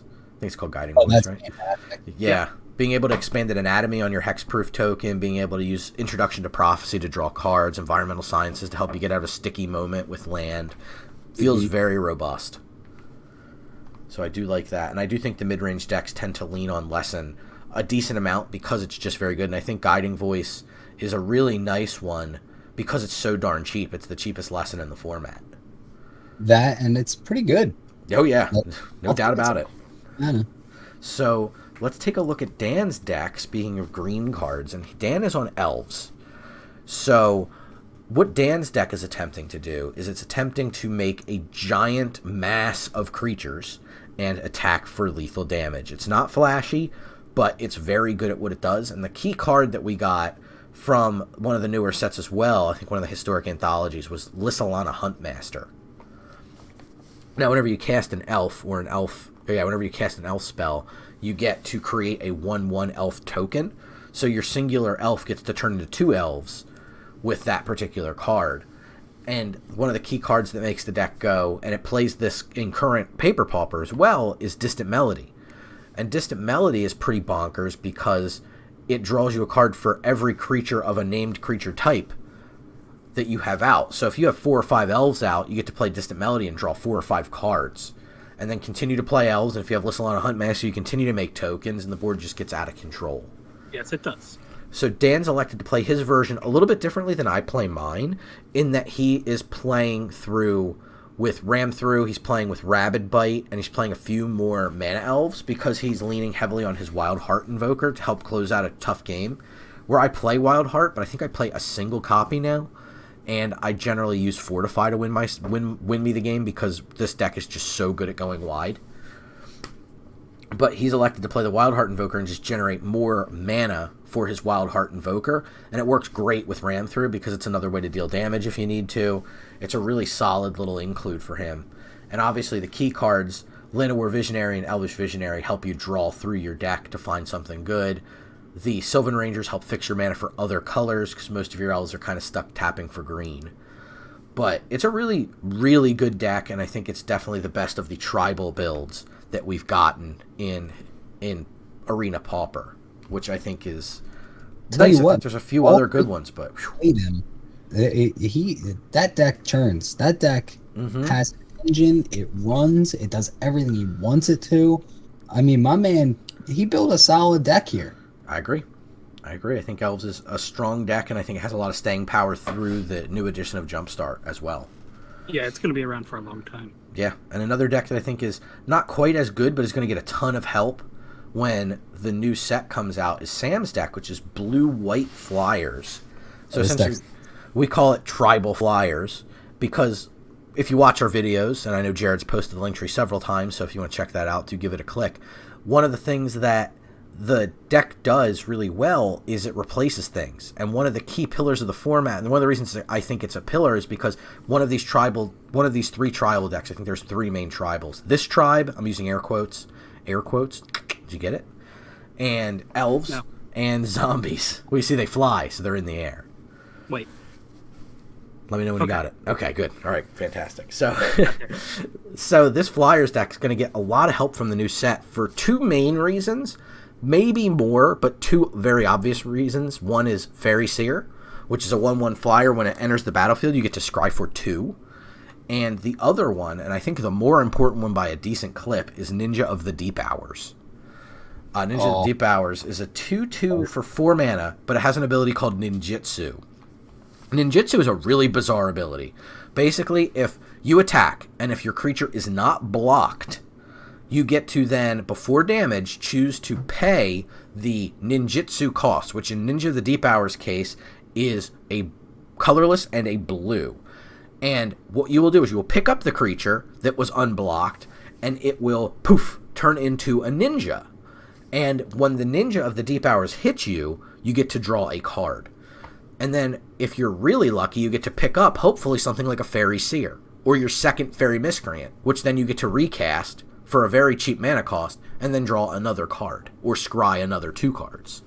So, the synergies are extremely good, and this deck is already solid at replacing its plays. We can see that the deck has the 3-drop that draws you a card when it enters the battlefield. We have Tome Raider, that's a 1/1 flyer for 3 that draws a card when it enters the battlefield. Fairy Miscreant, its 2nd, 3rd, and 4th copies all draw a card when they enter the battlefield, as long as there's another version of it. And Winged Words draws 2 cards for 2 mana most of the time in this deck. And let's not forget at the top of the curve the Heron, which mutates and draws a card. So, lots and lots of ways. The reason this particular tribe's strength comes from the fact it can play a card and then replace itself so easily. You're not ever losing resources, and we talked about that a lot when we were watching Sam play, and it's just like, man, it feels like she's played so many more cards, but she's keeping card parity, and that really showcases how strong the deck is at what it does. And I think Disco Computer coming in with the 32 months. Thank you so much. Coming at us from vacation. Hope you're having a good time, buddy. I saw pictures of Cinnamon Toast Crunch, so you picked the right cereal. But I think that this deck is really solid. I think it's going to get some awesome tools, minimally from those 8 cards, and I do think that those are both 4-ofs in this particular deck. But it's going to get some other really nasty stuff, I do think, once the set comes out and we have time to test the cards, because there's just so darn many. It's almost 800 cards coming out in the Jumpstart Historic Horizon set. So many cards to play with that it's crazy. And it's amazing. We look at the card like Zephyr Gull, right? 1/1 flyer for 1. Fine enough rate for this deck. But we look, and then there's Silent Raven, which allows us to scry when it enters the battlefield. We talked about Fairy Seer that scries for 2 when it enters the battlefield. We talked about Fairy Miscreant that draws a card when it enters the battlefield. Fairy Guide Mother has the other half of it being an adventure that pumps a flyer up, or pumps a creature up and gives flying. So it's like, man, these little 1/1 flyers for 1 have gotten so good since the days of Suntail Hawk. Yeah. It's crazy. I'd say for sure. Yeah, I mean, if you look at the white side, Sam's tilted towards a much more blue creature base. But the white stuff, I mean, you got Suntail Hawk, 1/1 flyer with lifelink. You have Battlefield Raptor that ventures into Battlefield Raptor's the 1/2 from Kaldheim that's got flying and first strike. You got the new one, the Hawk that ventures into the dungeon. Like, these are all 1 mana flyers. Like, man, 1 mana flyers are just great now. They all have additional abilities. I'm not even joking. I think you could probably throw together Bird's Tribal. It's definitely, I mean, like, I wouldn't see it being an issue, especially if you went heavy white. Yeah, that's what I'm saying. Heavy white. You'd have the Suntail Hawks. You'd have the Glistening Hawks. You'd have basically anything that has a hawk in its name. You could Fairy Guide Mother. If it's got a hawk, you play it. Or Guide Mother's not a bird. You could do Silver Ravens. You could do Zephyr Gulls. You know, there's tons of bird. Even Dreamtail is a bird in her deck. There's only absolutely. There's a couple creatures would have to come out that aren't birds. Basically anything in the 3 slot. For 2 shamans and the Valkyrie. Me coming in with a sub. Thank you, you. 27 months. It's hard for me to do the subs because I'm always hosting the damn stream. So I was like, oh, Matt's on a tear. I'm just going to go ahead and chit-chat. And, you know, while he's chit-chatting, I'll go ahead and do my subscribe because I don't ever get to see my name pop up. That's fair. So I am curious. It's just out of curiosity. Just out of curiosity, I'd like to discuss this later, if possible. You see a guard approach. Mm-hmm. I'm curious as to the reason that she put that in the deck was to, I'm assuming, give hexproof to one of her creatures in the event of a destroy target creature spell or something? Yeah, so we talked about this a lot. We talked about specifically a few different cards. Dive Down, Spell Pierce, and this card. We talked about it a bunch. We landed on this particular card because of two reasons. Obviously, the hexproof being a thing. She doesn't really care about any other spell for the most part. Spell Pierce, you can argue that it's very good against an early Suffocating Fumes, and you'd be right. But by 5th turn, it's a moot point anymore against Suffocating Fumes. Fair. But what this also does is if they have like an annoying reach creature or flyer, it taps it down and allows her to swing for lethal if need be. Okay, that's fair. Now the only Hello, the hey, only I was asking was because I was thinking to myself, man, that would probably be a better fit unsummon. Mm-hmm. Because in my opinion, you know, it being a 2-drop, or is it a 2 or 3-drop? It is a 1-drop. It's a 1 as well. Mm-hmm. Single That's blue. not, taps the creature down. It basically does the exact same thing. Mm-hmm. But the unsummon, I think, in the matchups that she might run into, more so on like when she's playing Arena Pauper, you know, would be more along the lines like the Masked deck, where unsummon would just be better to get rid of the creature outright. You know what I mean? Like to pop it back, and then that person would be out of like 3-4 enchantments. I think that would be more of the decks that you would be running into, in my opinion. Yeah, no, that's fair. Because I think the line that I took is probably the line that a lot of people will take, because most people, I feel, go right into green. They like the first few cards they're going to look at is green, and when they see Ancestral Mask, they're just going to start looking for enchantments. Mm-hmm. Yeah, definitely. So let's watch this from Sam's perspective, since that we've been talking about her deck a whole bunch going into the lead of the match. So I think her deck is super cool. I think there's when this new set comes out, this set is huge, and when this new set comes out, her deck's going to be like a real contending deck. Yeah, I think it's a really cool deck that gets a big boost. So we'll watch the game from her perspective as Dan tries to give her a run with the elves, and we see that she had to mulligan down to what will be 6 if she keeps this run. This is a tough hand. Yeah, I had a couple hands with no lands. She's going to put back, it looks like, Bind the Monster, which makes sense, because, I mean, what are you going to bind down? Yeah. Lissalana Huntmaster, that's not the reason you need to really be afraid of that card. But, like, this is a good example. Spell Pierce kind of stinks in this match, unless she catches a Distant Melody, but she's not going to tax any of Dan's elves, so don't really need to worry about it. No, she could stall him with the UC Guard approach, though, right? She can tap his creature. She could put an upkeep stop on and tap Llanowar Elves if she wants to slow him down a turn. I don't know if there's as much value in that, because protecting her creature from a ram through might be the better line. But she absolutely can slow him down.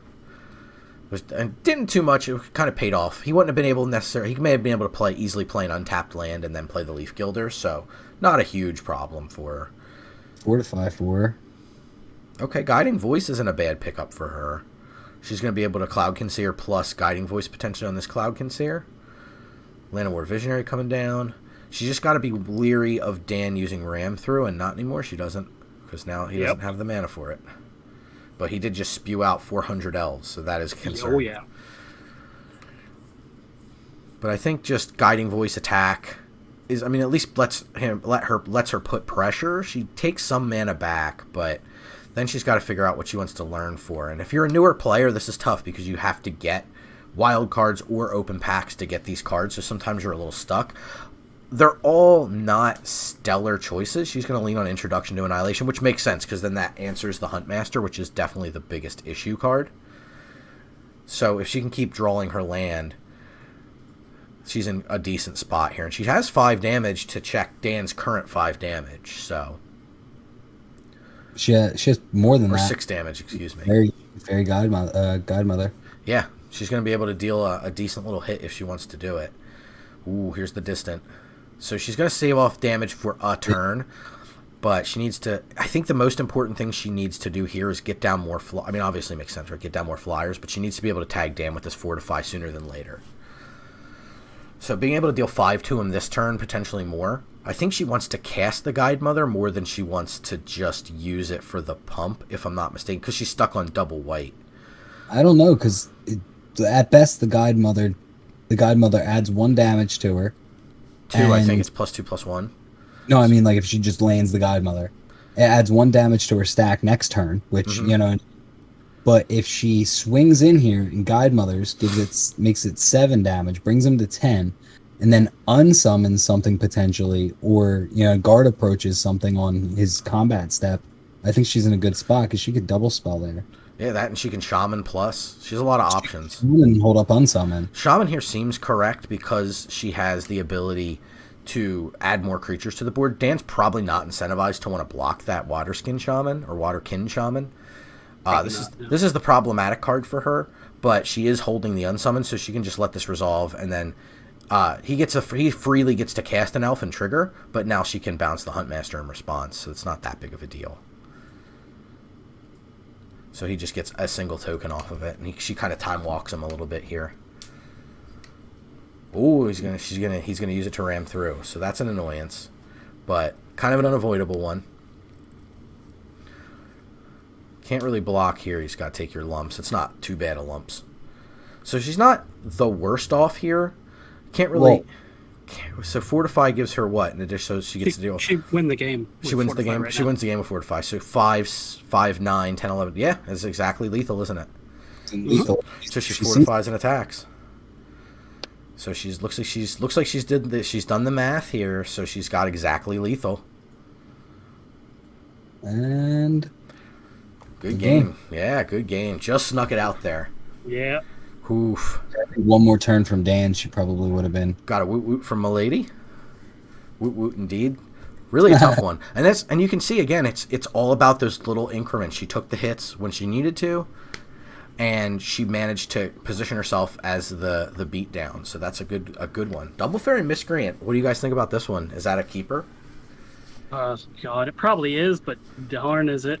I think yeah, like first turn fairy, second. I mean, on the draw, it feels like it's a keep for sure because you go first turn fairy, hope to draw your second land. If you don't, at least you're playing another fairy and taking another stab at drawing the land, and then minimally you can play the Zephyr Gull as a follow up to all of that. I think it was a keep. Looking at the hand, double fairy miscreant. Yeah, like right here's a perfect fairy miscreant to try and draw for a second land. Hopefully it's a white source. Nope. Okay. That's pretty still get a Zephyr Gull next turn if we don't draw the. This is the last kind of. This is the big moment to draw a land. Because if she can draw a land here, she's still stuck playing Zephyr Gull because you don't want to. I don't think you want to Winged Words. And you don't want to waste pacifism here either. Because Winged Words would put you into discard territory. Yeah, agreed. And if there's nothing threatening enough, there's the land. There's the land. So I think it's just Zephyr Gull here, most likely. Attack for 2, Zephyr Gull, blah, blah, blah. Yep. But each little point of damage matters in these matches because they're trading resources. Sam's got that explosive ability to fortify where Dan doesn't. So it's an interesting showcase of that. But Dan's got the ability to build up with the Huntmaster into the Wildheart Invoker. So Dan trying to build a huge board presence, Sam trying to get lumps in so that she can use something like Fortify to steal a game, which we saw previously. I think Winged Words here and try and take a bite for the land. It's a possibility you want a Winged Words. It's a possibility she wants to continue to play it safe in Zephyr Gull. Then just attack for 3, because next turn she gets to attack for 4. Dan's deck is low on life gain, so... I think in my line would have been Winged Words, take a bite for the land, only because she's so behind on it. Mm-hmm. At this point, she's not just 4 lane or 3 lane behind, she's 2 mana dorks behind too. See, and this is what we were talking about. This is the illustration point of why pacifism's rough in this matchup. Pacifying the Lissalana Huntmaster stops you from taking 3 damage, but she's taking an entire turn to do that, so I don't know if that's better. We're getting the triggers on it. I think you probably want to maybe just Cloud Conceer in your second main and then try to go Valkyrie plus Wingwords on your next turn. It's a tough call. Yeah. So she's going for the Valkyrie. It makes sense. It's a 3 power creature. It cleanly blocks the Visionary if she needs it to. The only thing that sucks is if Dan's got a Rabid Bite or a Ram Through, he gets to kind of own that Valkyrie. There's the Invoker. So she is in a bit of trouble. Yeah, he's churning through just as many cards. So she gets a clean block on the Visionary if she wants it. She can trade with the Huntmaster as well. It leads me to believe he probably has a trick if he's offering the Huntmaster up, so I'd maybe it makes me feel like I'd just take the clean block on the Visionary, and just if he wants to use the trick, he can. Yeah, there's the ram through. So no surprise there. Alright, so she draws her land. I mean, pacifism is certainly a card that exists in the game, and you can play it. I mean, I have to. Yeah, it's tough. I think if she doesn't, it's match, right? Actually, it's probably already match based on the fact that she can still activate the Invoker. Yeah. Yeah, I tend to agree. You Yep, that's game. No attacks here because it's just gotta hope to block the maximum amount of cards. But like you all alluded to, Dan does have the ability to activate the Wild Heart Invoker. And just has to leave back one visionary to be able to attack with everything else. Mm-hmm. And interestingly enough, and Dan sees it, Dan doesn't play Masked Vandal, which is a card I play in my decks. Because that flexibility to just deal with enchantment removal is so good. Oh yeah, I love that card. That's the Changeling from thing.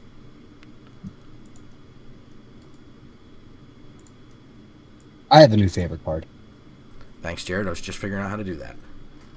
You click on the name and then tell it what you want to do. That was exactly what I did. First, I clicked on the message and it was like, reply. And I was like, no, I don't want that. Then I clicked on the name and it was gone.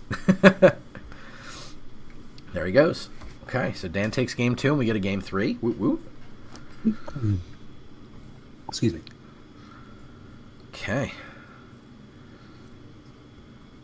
So, Sam's in a good space here going first, but she's hoping for, unlike her last hand, is some low drop creatures to be able to start spewing damage sooner.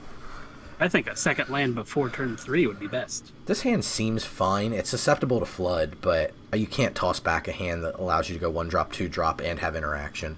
Yeah. Like if Dan goes, oh, tap land here is even better. Fortify, not the best draw in the deck, but still a fine enough draw. She gets to just attack and then play Water Skin is fine.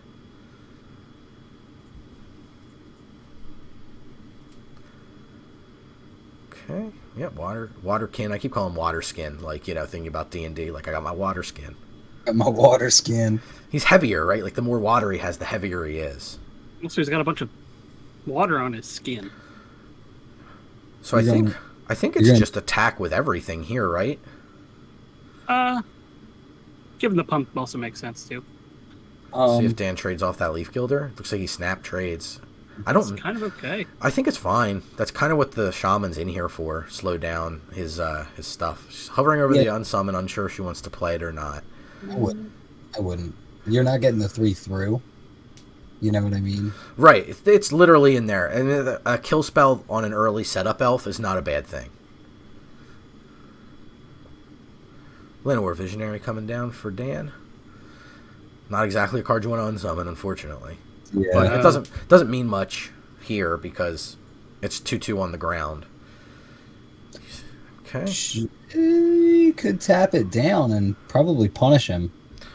She could do the upkeep stop, tap the Visionary to stop the set, but at this point, what are you stopping? Like he can play land and then Huntmaster, so I think that's all you really care about. But Land, Huntmaster, and Llanowar. if he taps for Huntmaster, she can just unsummon. Looks like she did not play a land. There's the Huntmaster, so that's an easy unsummon, I think. Just let it resolve and then bounce at end of turn, time walk him slightly. Ooh, and he doesn't even have a follow-up to it. Have a follow-up. Yeah.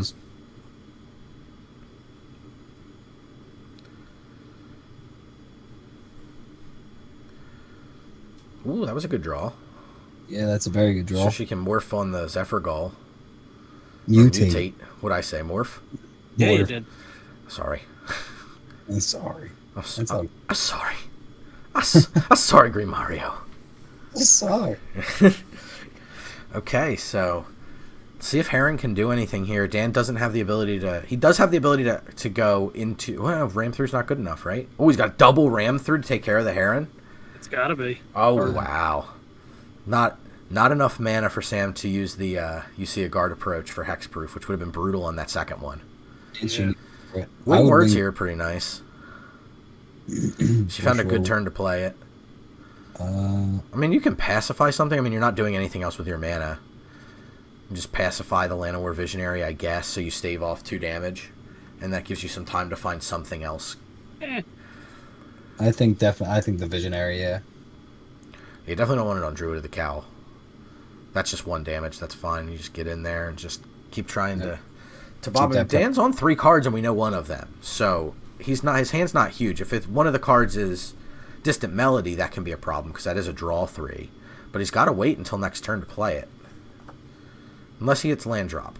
Could have draw a couple 1-drops or you know. Okay, just Visionary. All right, that's still bad. Don't get me wrong. Pretty rough. Yeah, it's not a good thing. Sam definitely needs a good draw here. It's got to be like the draw card flyer into something else. Even then I worry about it because Dan here is just churning through cards in his hand. Like everything he's playing, you know what I mean, is drawing That's cards. a start. Miscreant's good. Miscreant's a start. All right, Zephyrgull plays. I mean, Zephyrgull, I guess, into like maybe pacify the Huntmaster is at least a line that keeps you alive. That's kind of the play that I would go, and then I would hold up because Yeah, you have to hold up guard approach. +0. What is what? Fortify gives +2/+0. No attack Yes, there? I would have attacked there. Yeah, that was an easy attack. I'm not sure what's going on there. Perhaps a misclick. Maybe just the threat. Maybe the creature presence. Maybe, but I mean, you're not trading off your flyer for a token, and that every damage counts so much in this match. Yeah.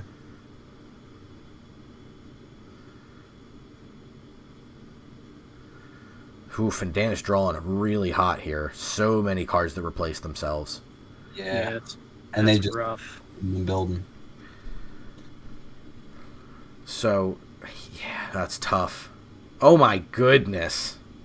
Oh, So what can Sam draw here that helps her? It's hard to say. I don't think anything. There's no hasty cards, right? Yeah, no. Just take 3 damage here is whatever. I think she's too far behind on mana here, just outright. Because even if she drew, like Opt, now that's lowering her resources to cast more creatures. There's a Cloud Concealer on the top. That's fantastic, but it's a 3-drop. Right. I think she needs to do the math before she makes this play. Mm-hmm. And, well, maybe she ran the numbers, but she needs to figure out how much damage she's taking. She's taking currently 2, 3, 6, 7, 8, 9, 10, 11, 12, 13, 14 unblocked, so she's still alive.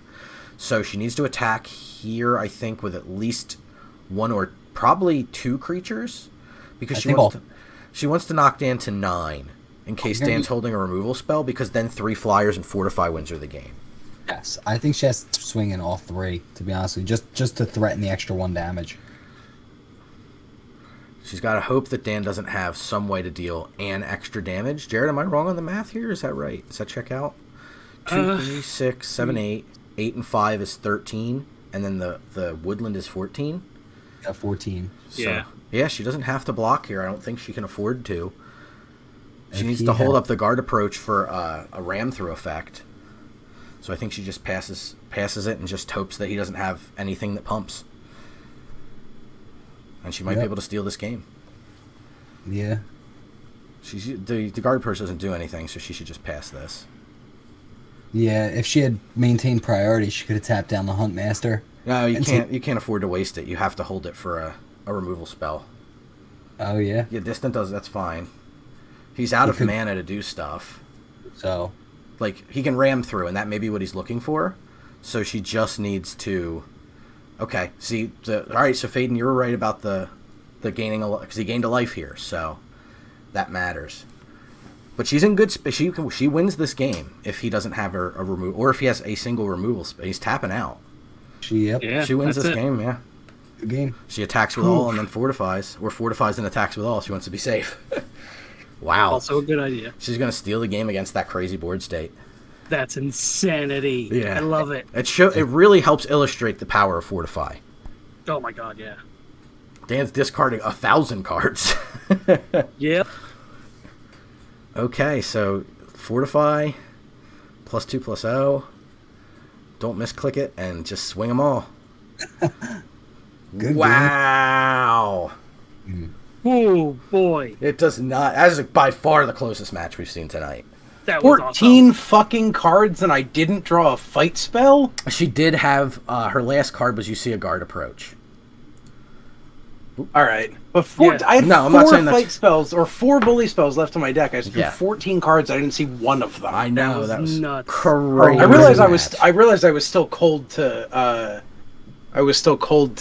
Fortify, but what I needed was her to miscount on the damage and block with that untapped creature, and then me to draw a fight spell. So I really needed like my opponent to make a mistake and draw a fight spell, because I knew from the attack the turn before that she had Fortify. Yeah.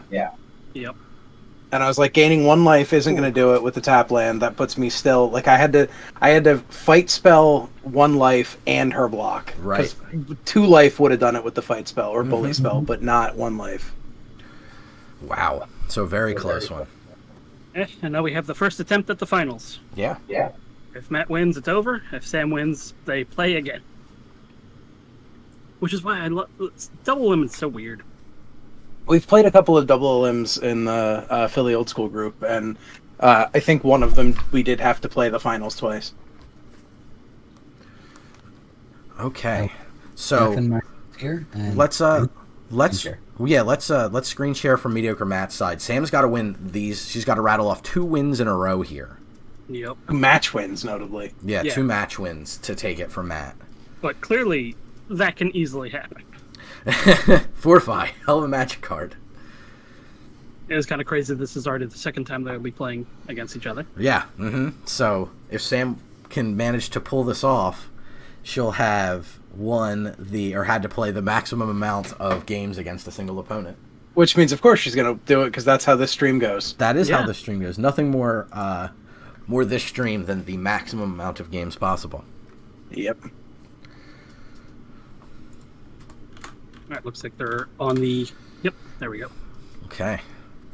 So Mediocre Matt, his opening hand looks a bit dicey. No payoffs for all those teeth and no toothbrush. Unfortunately. It's kind of the reverse. There's a lot of toothbrushes. Oh, okay. No all teeth. those toothbrushes and no teeth. Yeah, because there's no creatures. Yeah, no teeth. Are the creatures teeth? I guess the creatures are teeth. I mean, they would have teeth. They are tieflings. If you're playing a Valor Singer. Tieflings. Tieflings. Oh, he elects to keep the saucy hand. It looks like Sam Mulligan's. And Matt goes first. It's such a... Yeah, it's an interesting keep. This could be a hard punish if she gets off to a couple miscreant start. Yeah. If she just starts poking in with her flyers. Yeah, if she curves here, this can be a real big punish to Mediocre Matt, but any creature pays Matt off, and he knows how many creatures he's running, so hopefully that behooves him. Yeah. But, my goodness. All right, let's see how it goes. We have Sam at 6 cards, and she is going to hopefully... Nope, she passes on the first one, but Mediocre Matt, no creature. On the second turn, hopefully Sam can get on the board first and present some pressure. Okay. Shaman can do some work here. Yeah. And Mediocre Matt. All them toothbrushes. No teeth. Yeah, we see what you're looking at, Matt. Guiding Voice on her shot. Can that target an opponent's creature, Guiding Voice? I think it can. He could yeah. He could make the outlandish play of making it permanently bigger in order to grab like an Inkling Summoning to start to go off. Yeah, that's an option. Oh, Guiding Voice of her own here. So she's stuck for land. Environmental Sciences is really nice here. And we know she has that. She doesn't have a ton of lessons, but Environmental Sciences was one of them. Probably one of the most important ones to have. Yeah, I think so. Sciences and Intro to Prof seem very good. Is Mediocre Matt going to run the Guiding Voice into Inkling Summoning plan? Or... He's going to cycle, give it flying? Okay. Yeah. He's going to cycle. He can. He can't cycle Cetessan Training on it. Nope, that's only you control. Mm-hmm. Oh, man. Wow, is that a beating. Sam's got time to Sciences if she needs to. She can also continue to add to the board and make the Shaman bigger. She's a lot of options ahead of her depending on the texture of her hand. And Mediocre Matt, again, a handful of toothbrushes. No teeth. She elects to Sciences. Makes sense. Gets an island. Plays it. No 1-drop creature, it looks like, so it's just going to be an attack with the Shaman, but still 3 damage. Yeah. Cartouche. She can't use Cartouche. He cannot Cartouche her creature. He still can Guiding Voice her creature. But he's not going to be able to guide... He can maybe Fractal to get a 1/1 down? It's got to be a creature maker, right? Is he going to go for Introduction of Annihilation? That seems... He could go for Prophecy. True. But Inkling Summoning makes sense here, too, so... Oh, man. This is a rough spot. Mediocre Matt kind of showing off what you can do when you're a little stuck. And Sam's giving him a little bit of time. We haven't seen her play any more creatures besides the Waterkin Shaman. So... Big Waterkin Shaman, though. It is. Fairy Miscreant. She missed a trigger there. But that's okay. Yeah, you only miss a couple of those, and then you're like, I'm never doing that again. Yeah. Yeah, you miss a trigger here and there, it's fine. You still got to play your cards, right? You still got to set up to win the game. Ooh, and she did not draw another land there. That's Yeah, missed the land drop. And rough. Mediocre Mac gets the Inkling summoning. So, we'll Probably see. should... Well, yeah, leaving up Snakeskin. Yeah. Not really any other option. No cartouche available there. Sam hasn't...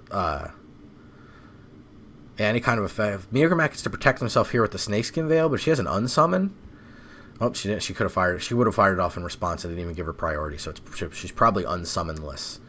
Yeah. She could still pressure with the Waterkin Shaman here, though. Seems reasonable. She knows Mediocre Mac's trying to set up for something.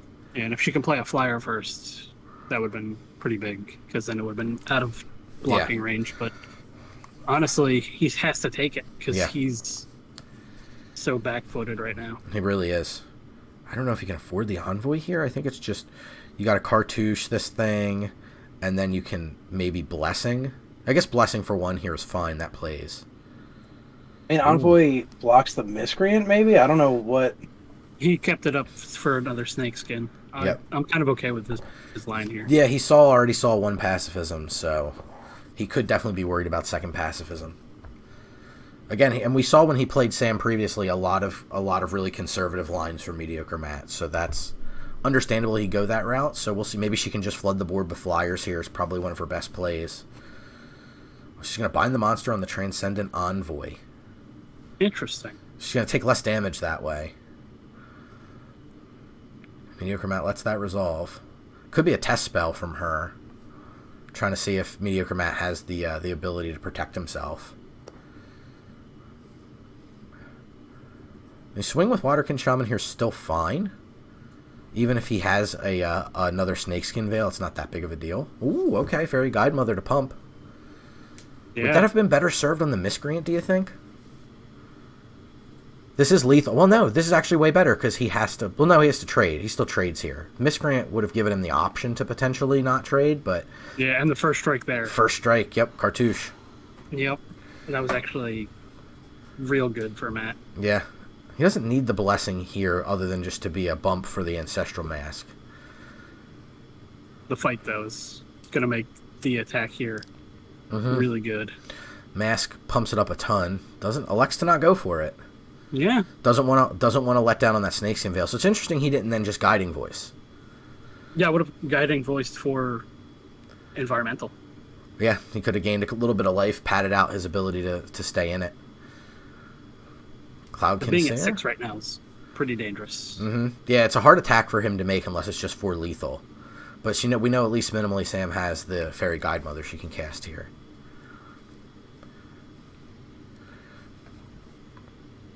It's a shame she didn't have another 1 blue drop, because then it at least threatens Fortify. I wonder if the +1/+1 counter would have been better on the token there. Introduction to Annihilation. Could go Expanded. He's going to go for Sciences. Taking a very conservative line. Giving himself a second green source, though. Yeah, but he already played Plains this turn. Oh, did he drop a Plains? Okay. Mm-hmm. And he has 2 green sources. So he can go Mask and then hold up Snakeskin Veil. And that's going to probably put the final nail in the coffin. Wow. Is he going to go Setessan Trample? I guess Trample here is fine, too. Giving a Trample first is more important, because then you could put pressure on and... And does this wouldn't lethal, though. Because it's 4 enchantments, 5 enchantments out. So there again... No, that would lethal, right? That'd be 10/10? Yeah, it would have lethal, I think. And she could have been able to stop it and, soak up 1 trample damage. But he wouldn't have been able to Snakeskin Veil at that point. So she's in trouble. She's got to be able... I don't know if she has a spell in her deck that can win her the game from here, because Fortify is only good for... would that be Fairy Guide Mother would be 3, would be 4, so she'd be 1 short. Yeah, she would need to Guiding Voice Fortify, which is an option she has. She has 6 mana, so yeah, she doesn't have enough to mutate Heron plus Fortify. But yeah, I tell you, when she mutated Heron against me, I was confused. she has the Fairy Godmother. She has the Fortify here. She steals this game. Yeah. I don't necessarily know if it steals. She was putting on a lot of pressure early. Yeah, Snakeskin Veil does There's not the work the way Fortify. Mediocre Matt wants. And then she gets to swing for a 9. She swings them all Yep. in. She has no blockers. GG. Wow! Jeez. She got it. Wow! That's some tight play from Sam. Yeah, very tight play from Sam. Good work. Wow, that was very close. That was awesome. Very exciting games here. Yeah. Sam putting on a clinic with this deck. Ooh, Mediocre Matt with a fairly weak hand. It does have a creature. It's got a creature. He doesn't have that guiding voice somebody else's creature. Literally cost him the game. Because he had to take extra damage. Ooh, a much better hand for Mediocre Matt here. Not phenomenal by any stretch of the imagination. It's probably dropped... Oh, whoa, he mulliganed again. Oh, okay. I don't know that Keep, I'm... keep that and just ditch 2 planes. Yeah, I think so. It's good enough. I would have kept that 6, I think, though. It was. I would have. It was. Yeah, it was. Not. It was a little better than borderline, I'd say. Yeah. Would you say it was mediocre? Mediocre. Yes, I would have. So it's definitely a hand Matt should have kept. Sam leads off with Fairy Godmother. Mediocre. So let's see if she can deal with the Transcendent Envoy here. Oddly enough, another Fairy Godmother does it. Okay. Set up turn with Winged Words is fine. There's no harm in that. See if Mediocre Matt can unmulligan himself a little bit. Well, Angelic Gifts will do it. And the Cetizen Training, they all replace themselves. Mm-hmm. I think this is pretty good setup for Matt. He gets a swing in if he wants it. If he didn't equip the Cetizen Training, I'd say not, or enchant with the Cetizen Training, I'd say no attacks, but if he did, I would attack. Yeah. But he's giving Sam a lot of respect for what her deck's capable of doing. I mean, the one turn he let his guard down that last game, she was able to take advantage of it. That was the difference, right? Was the one turn. He left himself a one-turn opening, which I think was reasonable. He was trying to close out the game. I mean, he's done that in every match we've seen him, and it's worked out for him every time but that. Mm-hmm. Totally agree with you. Pioneer's pretty gross here. Yeah, absolutely. Got to drop a Pioneer here. So just plenty of time to block and not worry about it. I mean, Sam certainly can offer trade with Cloud Concealer, and I totally think that's the line because she needs to punch in damage or have him lose resources. But that hexproof token is going to be the key to this game. That Xanathar pet is terrifying, by the way. It really is not, like, I would not want Xanathar as a pet. Yeah. Maybe his goldfish, but not him. Okay. This is an attack with everything, I think. Yeah, this is 5 points of damage. This is no joke. Mediocre Matt's got to draw something decent here as well. Like, the token... I mean, he's going to get to crack back here for... If he wants to leave the Envoy back to block more damage, that is the last thing he wanted to draw. Yeah, he's flooding out. That's a shame. I think he's got to crack back at her, right? Because this is now a race. I only support the leaving the Envoy back if he's willing to trade it. Mm-hmm. But he can... He That's does 3 have... enchantments. Oh my god. Well, he could Snakeskin and Exactly, yep. Trade. You nailed it. Yeah, it's exactly what I'm thinking. That's It's kind a of shame to what set lose the himself up. defensive Snakeskin, but I get it. Absolutely. Yeah, Sam has a trick or something, like an unsummon in response to that. It could be GG's. Yeah, because at this point, a mask can out of nowhere win because there's so many enchantments on the board right now. Here she comes. Mediocre Matt setting up for the line that you all described. Whoa, here she comes. Look out. Okay, does she have a follow-up? If she has a follow-up, she's in okay shape here. I mean, just given the number of cards in hand, right? Like, 5-1 and his is a dud. Mm-hmm. Okay. Or 6-1 and his is a dud. Misspent plays. Okay. Yeah, I think we're getting our full match. Yeah. Full double matches, I mean. Matt can't swing here. Sam gets to swing with the Heron if she wants it. If she has something else to play, she can swing more. It's really dependent on the texture of her hand. If she has a pacifism or something for that Envoy, it's big trouble. Okay. Or fortify. Just going for the big swing. How does mediocre Matt? Whoa! He elects to die. Wow. He did that against me too. He just snap conceded, and he was not dead that turn. Interesting. Yeah. I think he knows in this case he's got another match. Yeah, that's fair. So let me flip over. If you can have them hold for 1 second, people in Discord. Howdy. Hi. Hold, please, because you've got another match. I was gonna say, should I pause between? I didn't know if you wanted to move the brackets on the stream. Yes, or not. that's exactly what I'm up to. Thank you so much for checking in. No problem. So, don't need that. I need Sam. Move Sam up here. Cancel that. Just 1 moment while I move things around. But yeah, that was some rough hands, Matt. Yeah, that was pretty rough. That was pretty rough. I had some rough hands, really rough draws in that second match. Yeah, absolutely. So hoping this one goes a little bit better, but such is variance. That is right. Ain't that the truth? Such is variance. And as we said, maximum amount of games. Technically, Minimum Sam's amount of going to effort. go on top there. Oh, is what we Sam do. supposed to go on top? Yes. Because she won that one. Okay, so let me switch them around. Make it look like an accurate bracket. There you go. Like I said, you know We're more, accurate. you know more about this than I do. So Jared knows bracketology. he does. I know of it. All right, so we are in the finals. Everybody out there who's watching of our Pauper final tournament, finals. we are going to have the final finals. We are going to have Sam play Matt. Sam's on blue-white flyers, and Matt is on green-white auras, pants, hexproof, mask, whatever you want to call it. Any of those Pants. Nonsense. Yeah, so it is pretty interesting. We've seen you can see the way the brackets played out. Hex pants. That's like 6 pants. So, Excited. You nights. destroy 6 target pants. oh, okay. All Remember right. Hex? Yeah, I do. So we are going to flip it over back to mediocre Matt's screen share for this very final Okie doke. coming your way. On. And big thanks to everybody who's watching. We really appreciate you giving us the views. Appreciate everybody hanging out. Milady Azura, thanks so much for stopping by again. Always great to see your name pop up in the chat.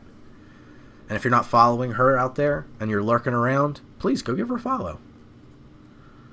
Be very kind of you to do that. We gotta support our own here. Cause it ain't easy. Being cheesy. That's right. And that we are. The Leaning Tower of Chisa. Leaning Tower of Chisa. Mediocre Matt's luck not coming through for him again Oof. with this hand. I don't think he can afford to keep it. You have to draw specifically planes or this hand does 0. Sam's got... We'll see if Sam ends up mulliganing, but right now Matt's definitely on the mulligan. He's given it a lot more thought than I would, and he's going to keep it.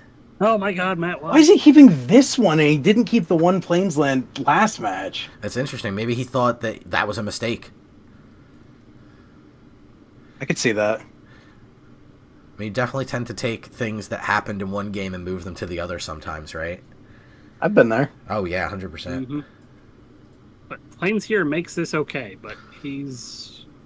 He needs it. Sam can punish him real hard for this. It looks like she did mulligan. Miscreant, though. That's going to possibly help on mulligan. Yep. And he's just going to wait. If there's another miscreant here in this turn, that's pretty gross.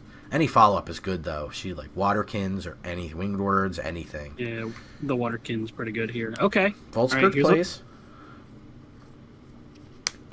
Volt Scourge plays. Plains pacifism's pretty rough. Bind the monster here. Unsummon even. Cost Matt 2 life. Okay. But Cloudkin's good enough to swing in with the Shaman. So. Yeah, the Shaman's good enough swing. Oh, she elects to even offer the trade with the Miscreant. Matt. Okay, so now Matt's probably okay. Yeah, he gets to tag down the Miscreant here. Or no, he gets any of the 2 ones he wants.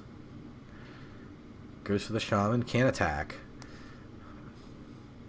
Now we'll see if Sam's got that pacifism we were talking about. I mean, the life gain helped there, but how much, you know? Mm-hmm. Yeah, if she goes Pacifism Plus on this turn, that is backbreaking. There it is. Shit. Okay. No plus though. All right. Still. I mean, another Vault Scourge, but being only a 1/1. Yeah, it's tough. Training coming next turn. There could be, Mask. Yeah, this is He's got options. absolutely does. Oh, okay. Big Heron means Sam gets to push through an attack here. She's gonna swing them both again. And No he's regard. He's valuing the fact that he needs a creature. Yes, he is. So she's like, all right, you want to keep your creatures? I'm going to keep attacking. Scry to the bottoms. That's unusual. Okay. Cartouche here helps tremendously, but Oh, yeah. not quite enough. Because he blocks the Heron. He takes 3, does not die, but he still just loses the Vault. Or no, he can block the Seer because of First Strike And lifelink. and Lifelink, exactly. So that's a real card. If Sam's got Unsummon or Pacifism #2, though, it's game. Or just you see a guard. You see a guard approach is exactly why we put it in to tap a creature. So there's a lot of options she has potentially in her hand. If it's Wing Words, just 2 more draws at it. Cloud Conceal's a single draw at it. There's a lot of scary things for Mediocre Matt to be facing down right now. Cloudkins might be good enough, and then there's the option of just Fortify here. Yeah, if she fortifies that, that is game. Well, yeah, because it would... There it is. Here's the attack. Oh, no, what? Not Silver Raven. That's still good enough to... Good enough, he eats it. But that's still 3 creatures. He goes up 3 life. We'll see if she has a follow-up here. Zephyr Gull. Okay. Mediocre Matt's still in this game. Yeah. Mask The is a first real strike. card. Yeah, First Strike. I think that was a Lifelink bit of a misstep. I think it should have been Transcendent Envoy, then plus Mask. A minor misstep. Minor, yeah. He's got Trample, so there's no point in blocking here. And I think that's probably game for Matt, squeaking it out at the last minute. Sam has Fortify, though. Fortify can again steal the game. Here. Fortify steals the game here. Okay. Or just, playing other good cards. I mean, draw and summon a turn late, you still draw and summon, right?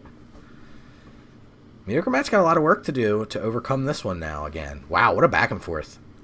Yeah. Smart This giving, has been a fun one. Smart giving the non-flyer flying. Yeah, he has to pay the life. That's a big cost for that. I don't think you need the Angelic Gift here, because you can't do anything with the card you draw. Yeah, I tend to agree with you. Free damage. Good eye on him. Seeing that. That's something a lot of players miss because they're just worried about blocking. Yeah, take your point. That's right. Probably another Swing All Out. Sam looks like she has something to interact with. She's hovering over all the or she's figuring out her attacks. In which case, she's the tagging down one of his creatures. Well, no, because he's got the lifelink of 1. yeah, like If she taps down Vault Scourge, it's a game again. yeah. Vault Scourge is dealt with in any way. That's game over. If not, the attack's still fine here. Okay, That that should still not do good it. enough to win. He blocks, and okay. I figured, there's not. Yeah, a trade is there is the best he can do. Okay, goes to 1 here. Yep. Oh wow, Fairy Guidemother follow up at the minimum. And Mediocre Matt has, and this is exactly why you said, Jared, don't know if you want to play that flying spell there because he could have gone. He can't play that. Right. Can't play that. The game will not allow you to play Vault Scourge when you only have 1 life and no So he black can mana. Angelic Gift here or Warbriar. Gets Mask, I think, just to put it on a creature. And Sam gets to attack him to death. Wow, Sam is really showing the power of just having creatures. Yeah, Sam. The White Flyers. Just a curve of creatures and being able to go wide and pump them all up. A simple solution is often the best solution.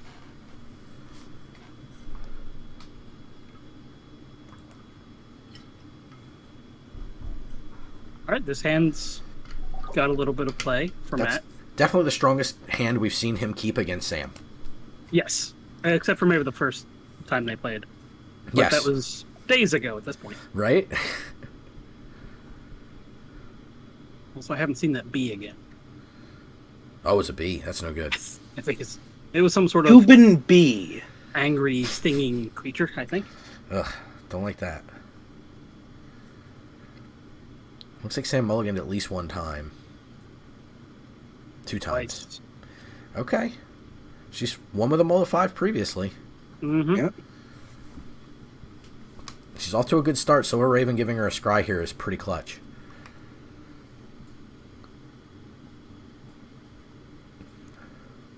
To the bottom, okay. Not good enough. Mac gets to play the bane of Sam's existence, a 1-2 flying. Yep. Pacifism? Unsummon. Unsummon.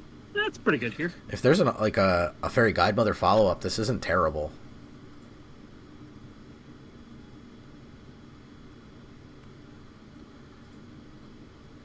Or guiding voice. Nope, Okay. just Fairy Guidemother. I think I would have actually used the spell half of Fairy Guidemother there. And And swung just in. attack, yeah. He gets to tag down a creature of his choice. Okay. See what we can do. Can she build out her board? Can she interact with the envoy? There's the Yep. pacifism. Okay. And the cosmic ballet goes on. Mediocre Mac going to be able to find Mask if he wants it. Again, choked on green mana means that might not be the best play. Right. Would it be better to just cartouche there and start swinging for a little bit more significant damage? Or cartouche plus gift and just make a defensible blocker.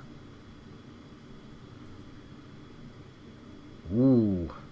This would be an uncharacteristically aggressive play for Mediocre Matt. Yeah, I think training and gift here is pretty good. Specifically gift first, so if he draws a forest, he can play both things, but did not, but that's okay. Guiding Voice here isn't terrible either. Gets an Environmental Sciences his way out of this problem. Next turn's Environmental Sciences to lead things off, and Yeah, and I would definitely just hold up the snakeskin here. yeah, no reason not to. Would you have held up the Heliod's Pilgrim to block, or do you think that attack is reasonable? I think he's okay to get aggressive with that creature. She's also choked on mana at the moment, Yeah, she is. and Mana's if definitely he's, a choke point. if he's seeing that, then he should definitely apply pressure, because she might just have a bunch of reactionary spells, True. like a pacifism. Yep. So Mediocre Matt can't snakeskin bail fast enough, literally. yeah, Fumble. game could not keep up with him. No, But I think that might be the final nail for this game. it might believe it or be. not. Yep. Like And we it's- go to it our might be final early, deciding game 3. But yeah, I would environmental sciences first. Sciences, yeah. Use both your white sources to sciences, and then you get to training plus mask if you or just mask rather, if you really Yeah. want to go for it. Yeah, so that's why I don't necessarily know if that's necessary. Good lord. I don't know if that's necessary, though, because he doesn't need to gain the life. Right, you could go mask plus gift and just get him in. Yeah, that's what I would do, but no, think he's he's going to looking- take yet again the conservative line. Yeah, he's also looking at trample as an option. Yeah, he And could also holding be up bluffing the having another snakeskin veil. Yeah, There's the he's holding pacifism. that up. The pacifism's real now if she has it again. Be her third pacifism of the game. Bind the Monster works here. Nah, I'm not sure what she might have because she just drew the third land. So And she gets attacks in, but I feel like it might be a fortify actually. that's possible, yeah. She's trying to peck at him enough to get him low enough, but this mask is going to be really hard to beat, especially into This mask blessing. is game over unless. Yeah, it's game over. Well, yeah, because I don't think she has anything that can interact with white. No, I don't think there's a white spell that does anything here. Destroy target attacking creature. Nope. We are the real salties. Yes, we are doing a tournament. It's a little mini pauper tournament. I'll cut. Hey, to they the- stole me. I'm Bracket. the real salty. We'll cut to the bracket real quick. We're in the finals. This is Arena Pauper, and it is Sam playing Blue-White Flyers against Matt playing Ancestral Mask, which is green-white.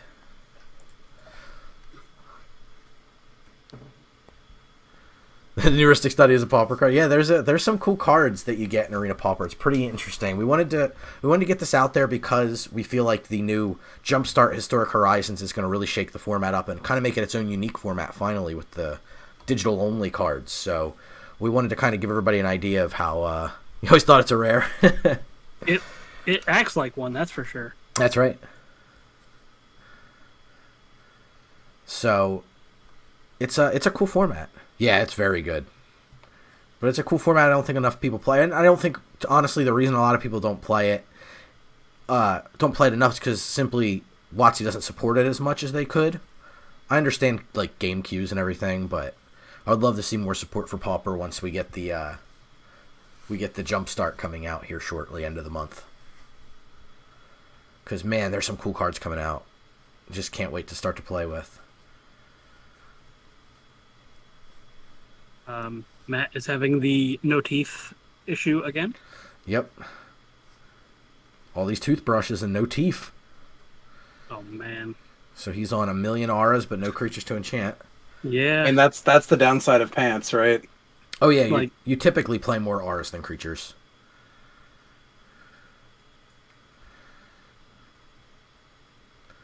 Okay, so Sam is in the lead here, still beating down. If Mediocre Matt gets a creature, he's in good shape.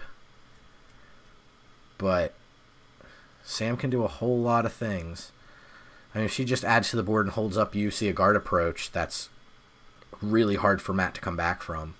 It is. Even though we've seen Matt turn the corner before, I don't know if we've seen him turn the corner this far. And there's a Tome Raider with that blue mana up, so this could be trouble. Okay, Silver Raven, so she goes shields down. Yeah, it's kind of okay though.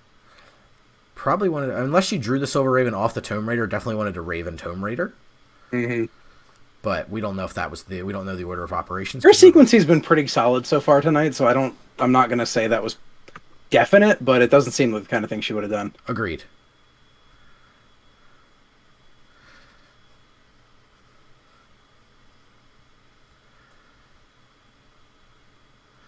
Okay. Here comes the Flunge. No Fortify. Would have only been. It would have been too short. Yeah. So no real reason to do that.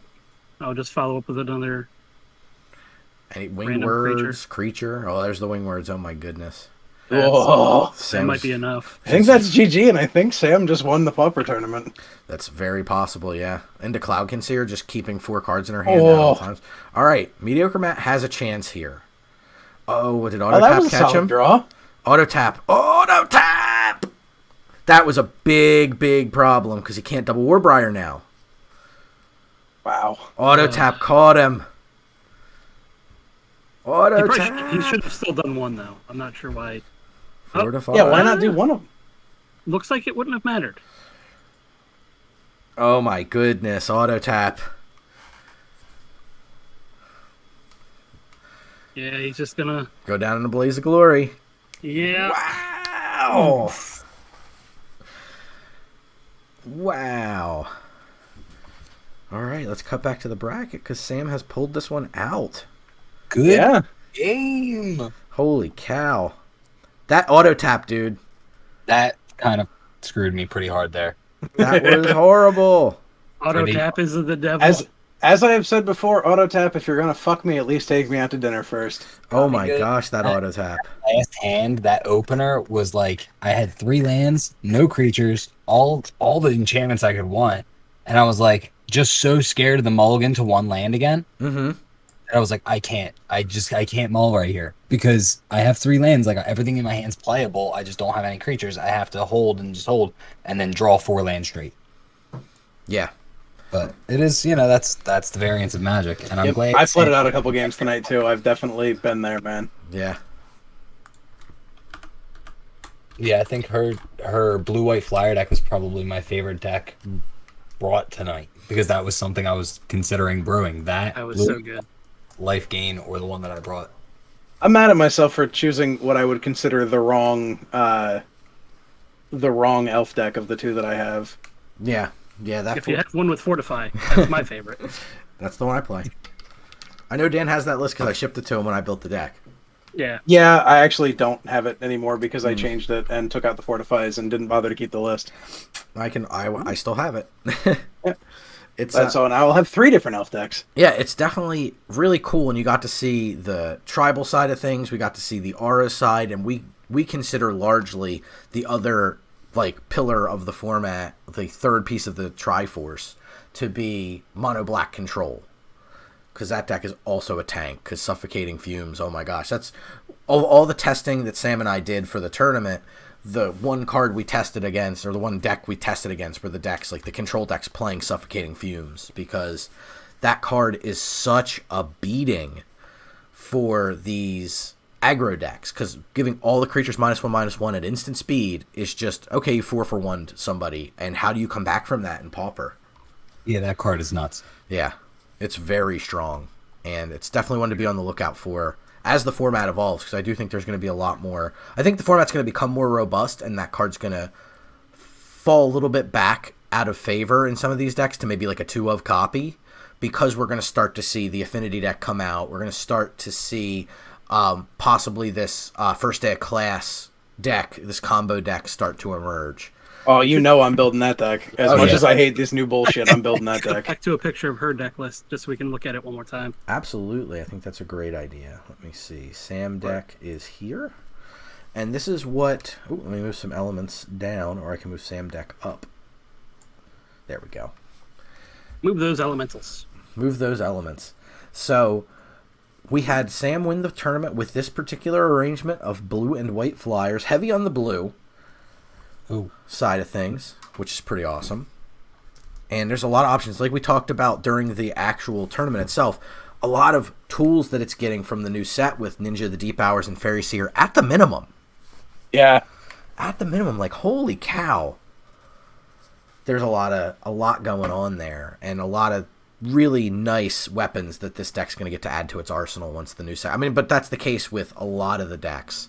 Just so many extra pieces and so many more powerful cards. And we talked about this a lot, Dan and Jared, when you guys played, is Jared was putting on a master class of how to work with the cards you have.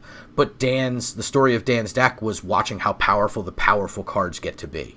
Yeah. Yeah, 100% right. I'm going in with a bunch of nickels. Yeah, exactly. Sock full of nickels, trying to get there. I've won a tournament with a sock full of nickels before. I don't want to hear it. Oh, yeah. I always go with the Tom Ross. Yeah, you got to. I'm the Ross boss. You can win a lot of tournaments with a sock full of nickels if you're using it as a weapon. Yeah, Boss Red, that's why they called it Boss Red for a while, right? Because it was just the super cheap, these are commons and uncommons I pulled out of the donation box at the judge table and I'm registering for Constructed. It was just hilarious to watch. Yeah, the stuff people leave behind at drafts. No, the old draft chaff. The chaff, yeah. I love that. Dan's made a Pauper Cube out of that. Yeah. Well, I wouldn't call a lot of the cards in the Pauper Cube draft chaff, dude. No, they're not. No, not at all.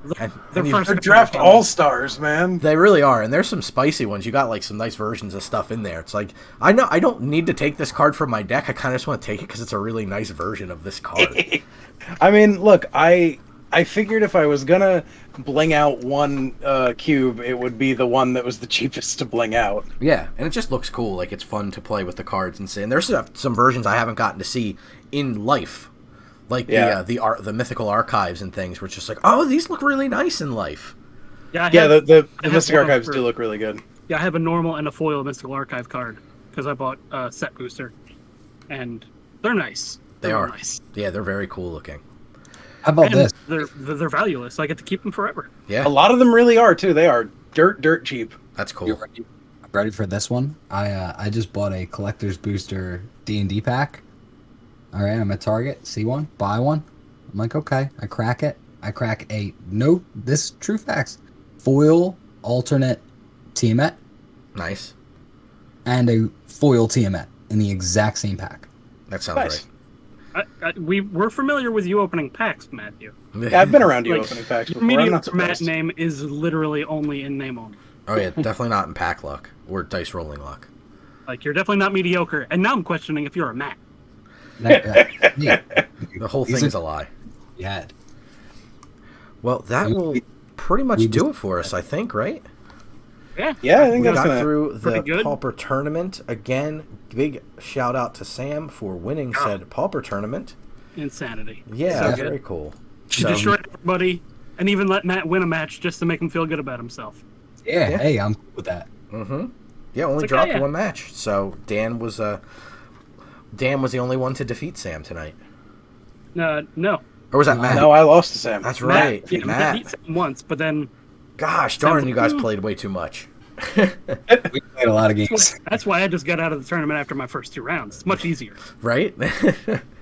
But yeah, so let us know for sure if you're watching this on YouTube down in the comments if this is something you're interested in. We are certainly happy to bring it to you. We love Pauper. I'd love to revisit this concept once the new set comes out to see what people are playing. And if you're watching us on Twitch, thanks so much for hanging out with us. We definitely saw a lot of folks out there helping us out. The Real Salties, thanks so much for swinging by. Milady Azura, as always, we really appreciate it. Again, if you're not following her on her channel, please do, especially if you're getting back into Magic after a long lull of not playing or this is your first time. She's really good at explaining the game because she's getting back into it herself. Really a valuable thing to have for a new player, for sure. Yeah, of course. Thank you for hanging out with us. And we have 3 subs. Tonight, we have me, we have Disco Computer coming at us from vacation to support us with the sub. Really appreciate that. And Sam as well coming in. That's why she won. She gave us money. We rigged the whole thing. She gave us some money and we just let her Certainly, win. we didn't rig the whole thing because you're hosting and you're dating her, but we rigged it because she gave us money. Oh, that's, yeah. The first thing matters not at all, I assure you. The second thing, however, money. Now, that's what it's all about. I got a house now. I got to have money. I need money. House for 6 years. I know about them problems. Right, exactly. That's why we need money. I've been knowing about them problems. I could do Give us lots of money. things if I just had some money. So let us do the song. I will switch over to me so you can watch me sing the song to all of our subscribers. That includes me this time because I don't ever Sing it to subscribe. yourself. Yeah, I'm gonna sing to myself, and I'm not even in the shower. Nobody Song, else. song, song of the self. So we will talk to everybody tomorrow night. We'll be back here for more arena action, playing probably some good limited good stuffs now that we get free boosty drafts and stuff. So we will we'll do that, and we'll be back 8:00 Eastern time to see you then. Milady, hope to see you again. Thanks so much, and we'll sing the song, and we will probably try to jump over and raid if people want to stick around. If we want to do that kind of thing. Yeah, Mediocre Yeah. Matt, thanks for jumping on. We'll I've got it queued up. We'll help somebody else out who needs it, and then we'll see you all tomorrow. And if I threw a party, invited Disco Computer, Sam W0525, and MAXXX Rules, you would see the biggest gift would be from me, and I'd be allowed to attend. Thank you for being a friend. Everybody, we are going to rate a channel, so hang with us while we do that, and we will see everybody again tomorrow at 8. Oh, Woo. Nasty Time TV. Let's do it. Smash Brothers. Oh, even better. Oh, nice. I like watching Nasty Time stream Smash. Oh, It's yes. so good. All right. Good night, everyone. Bye. Bye, everybody.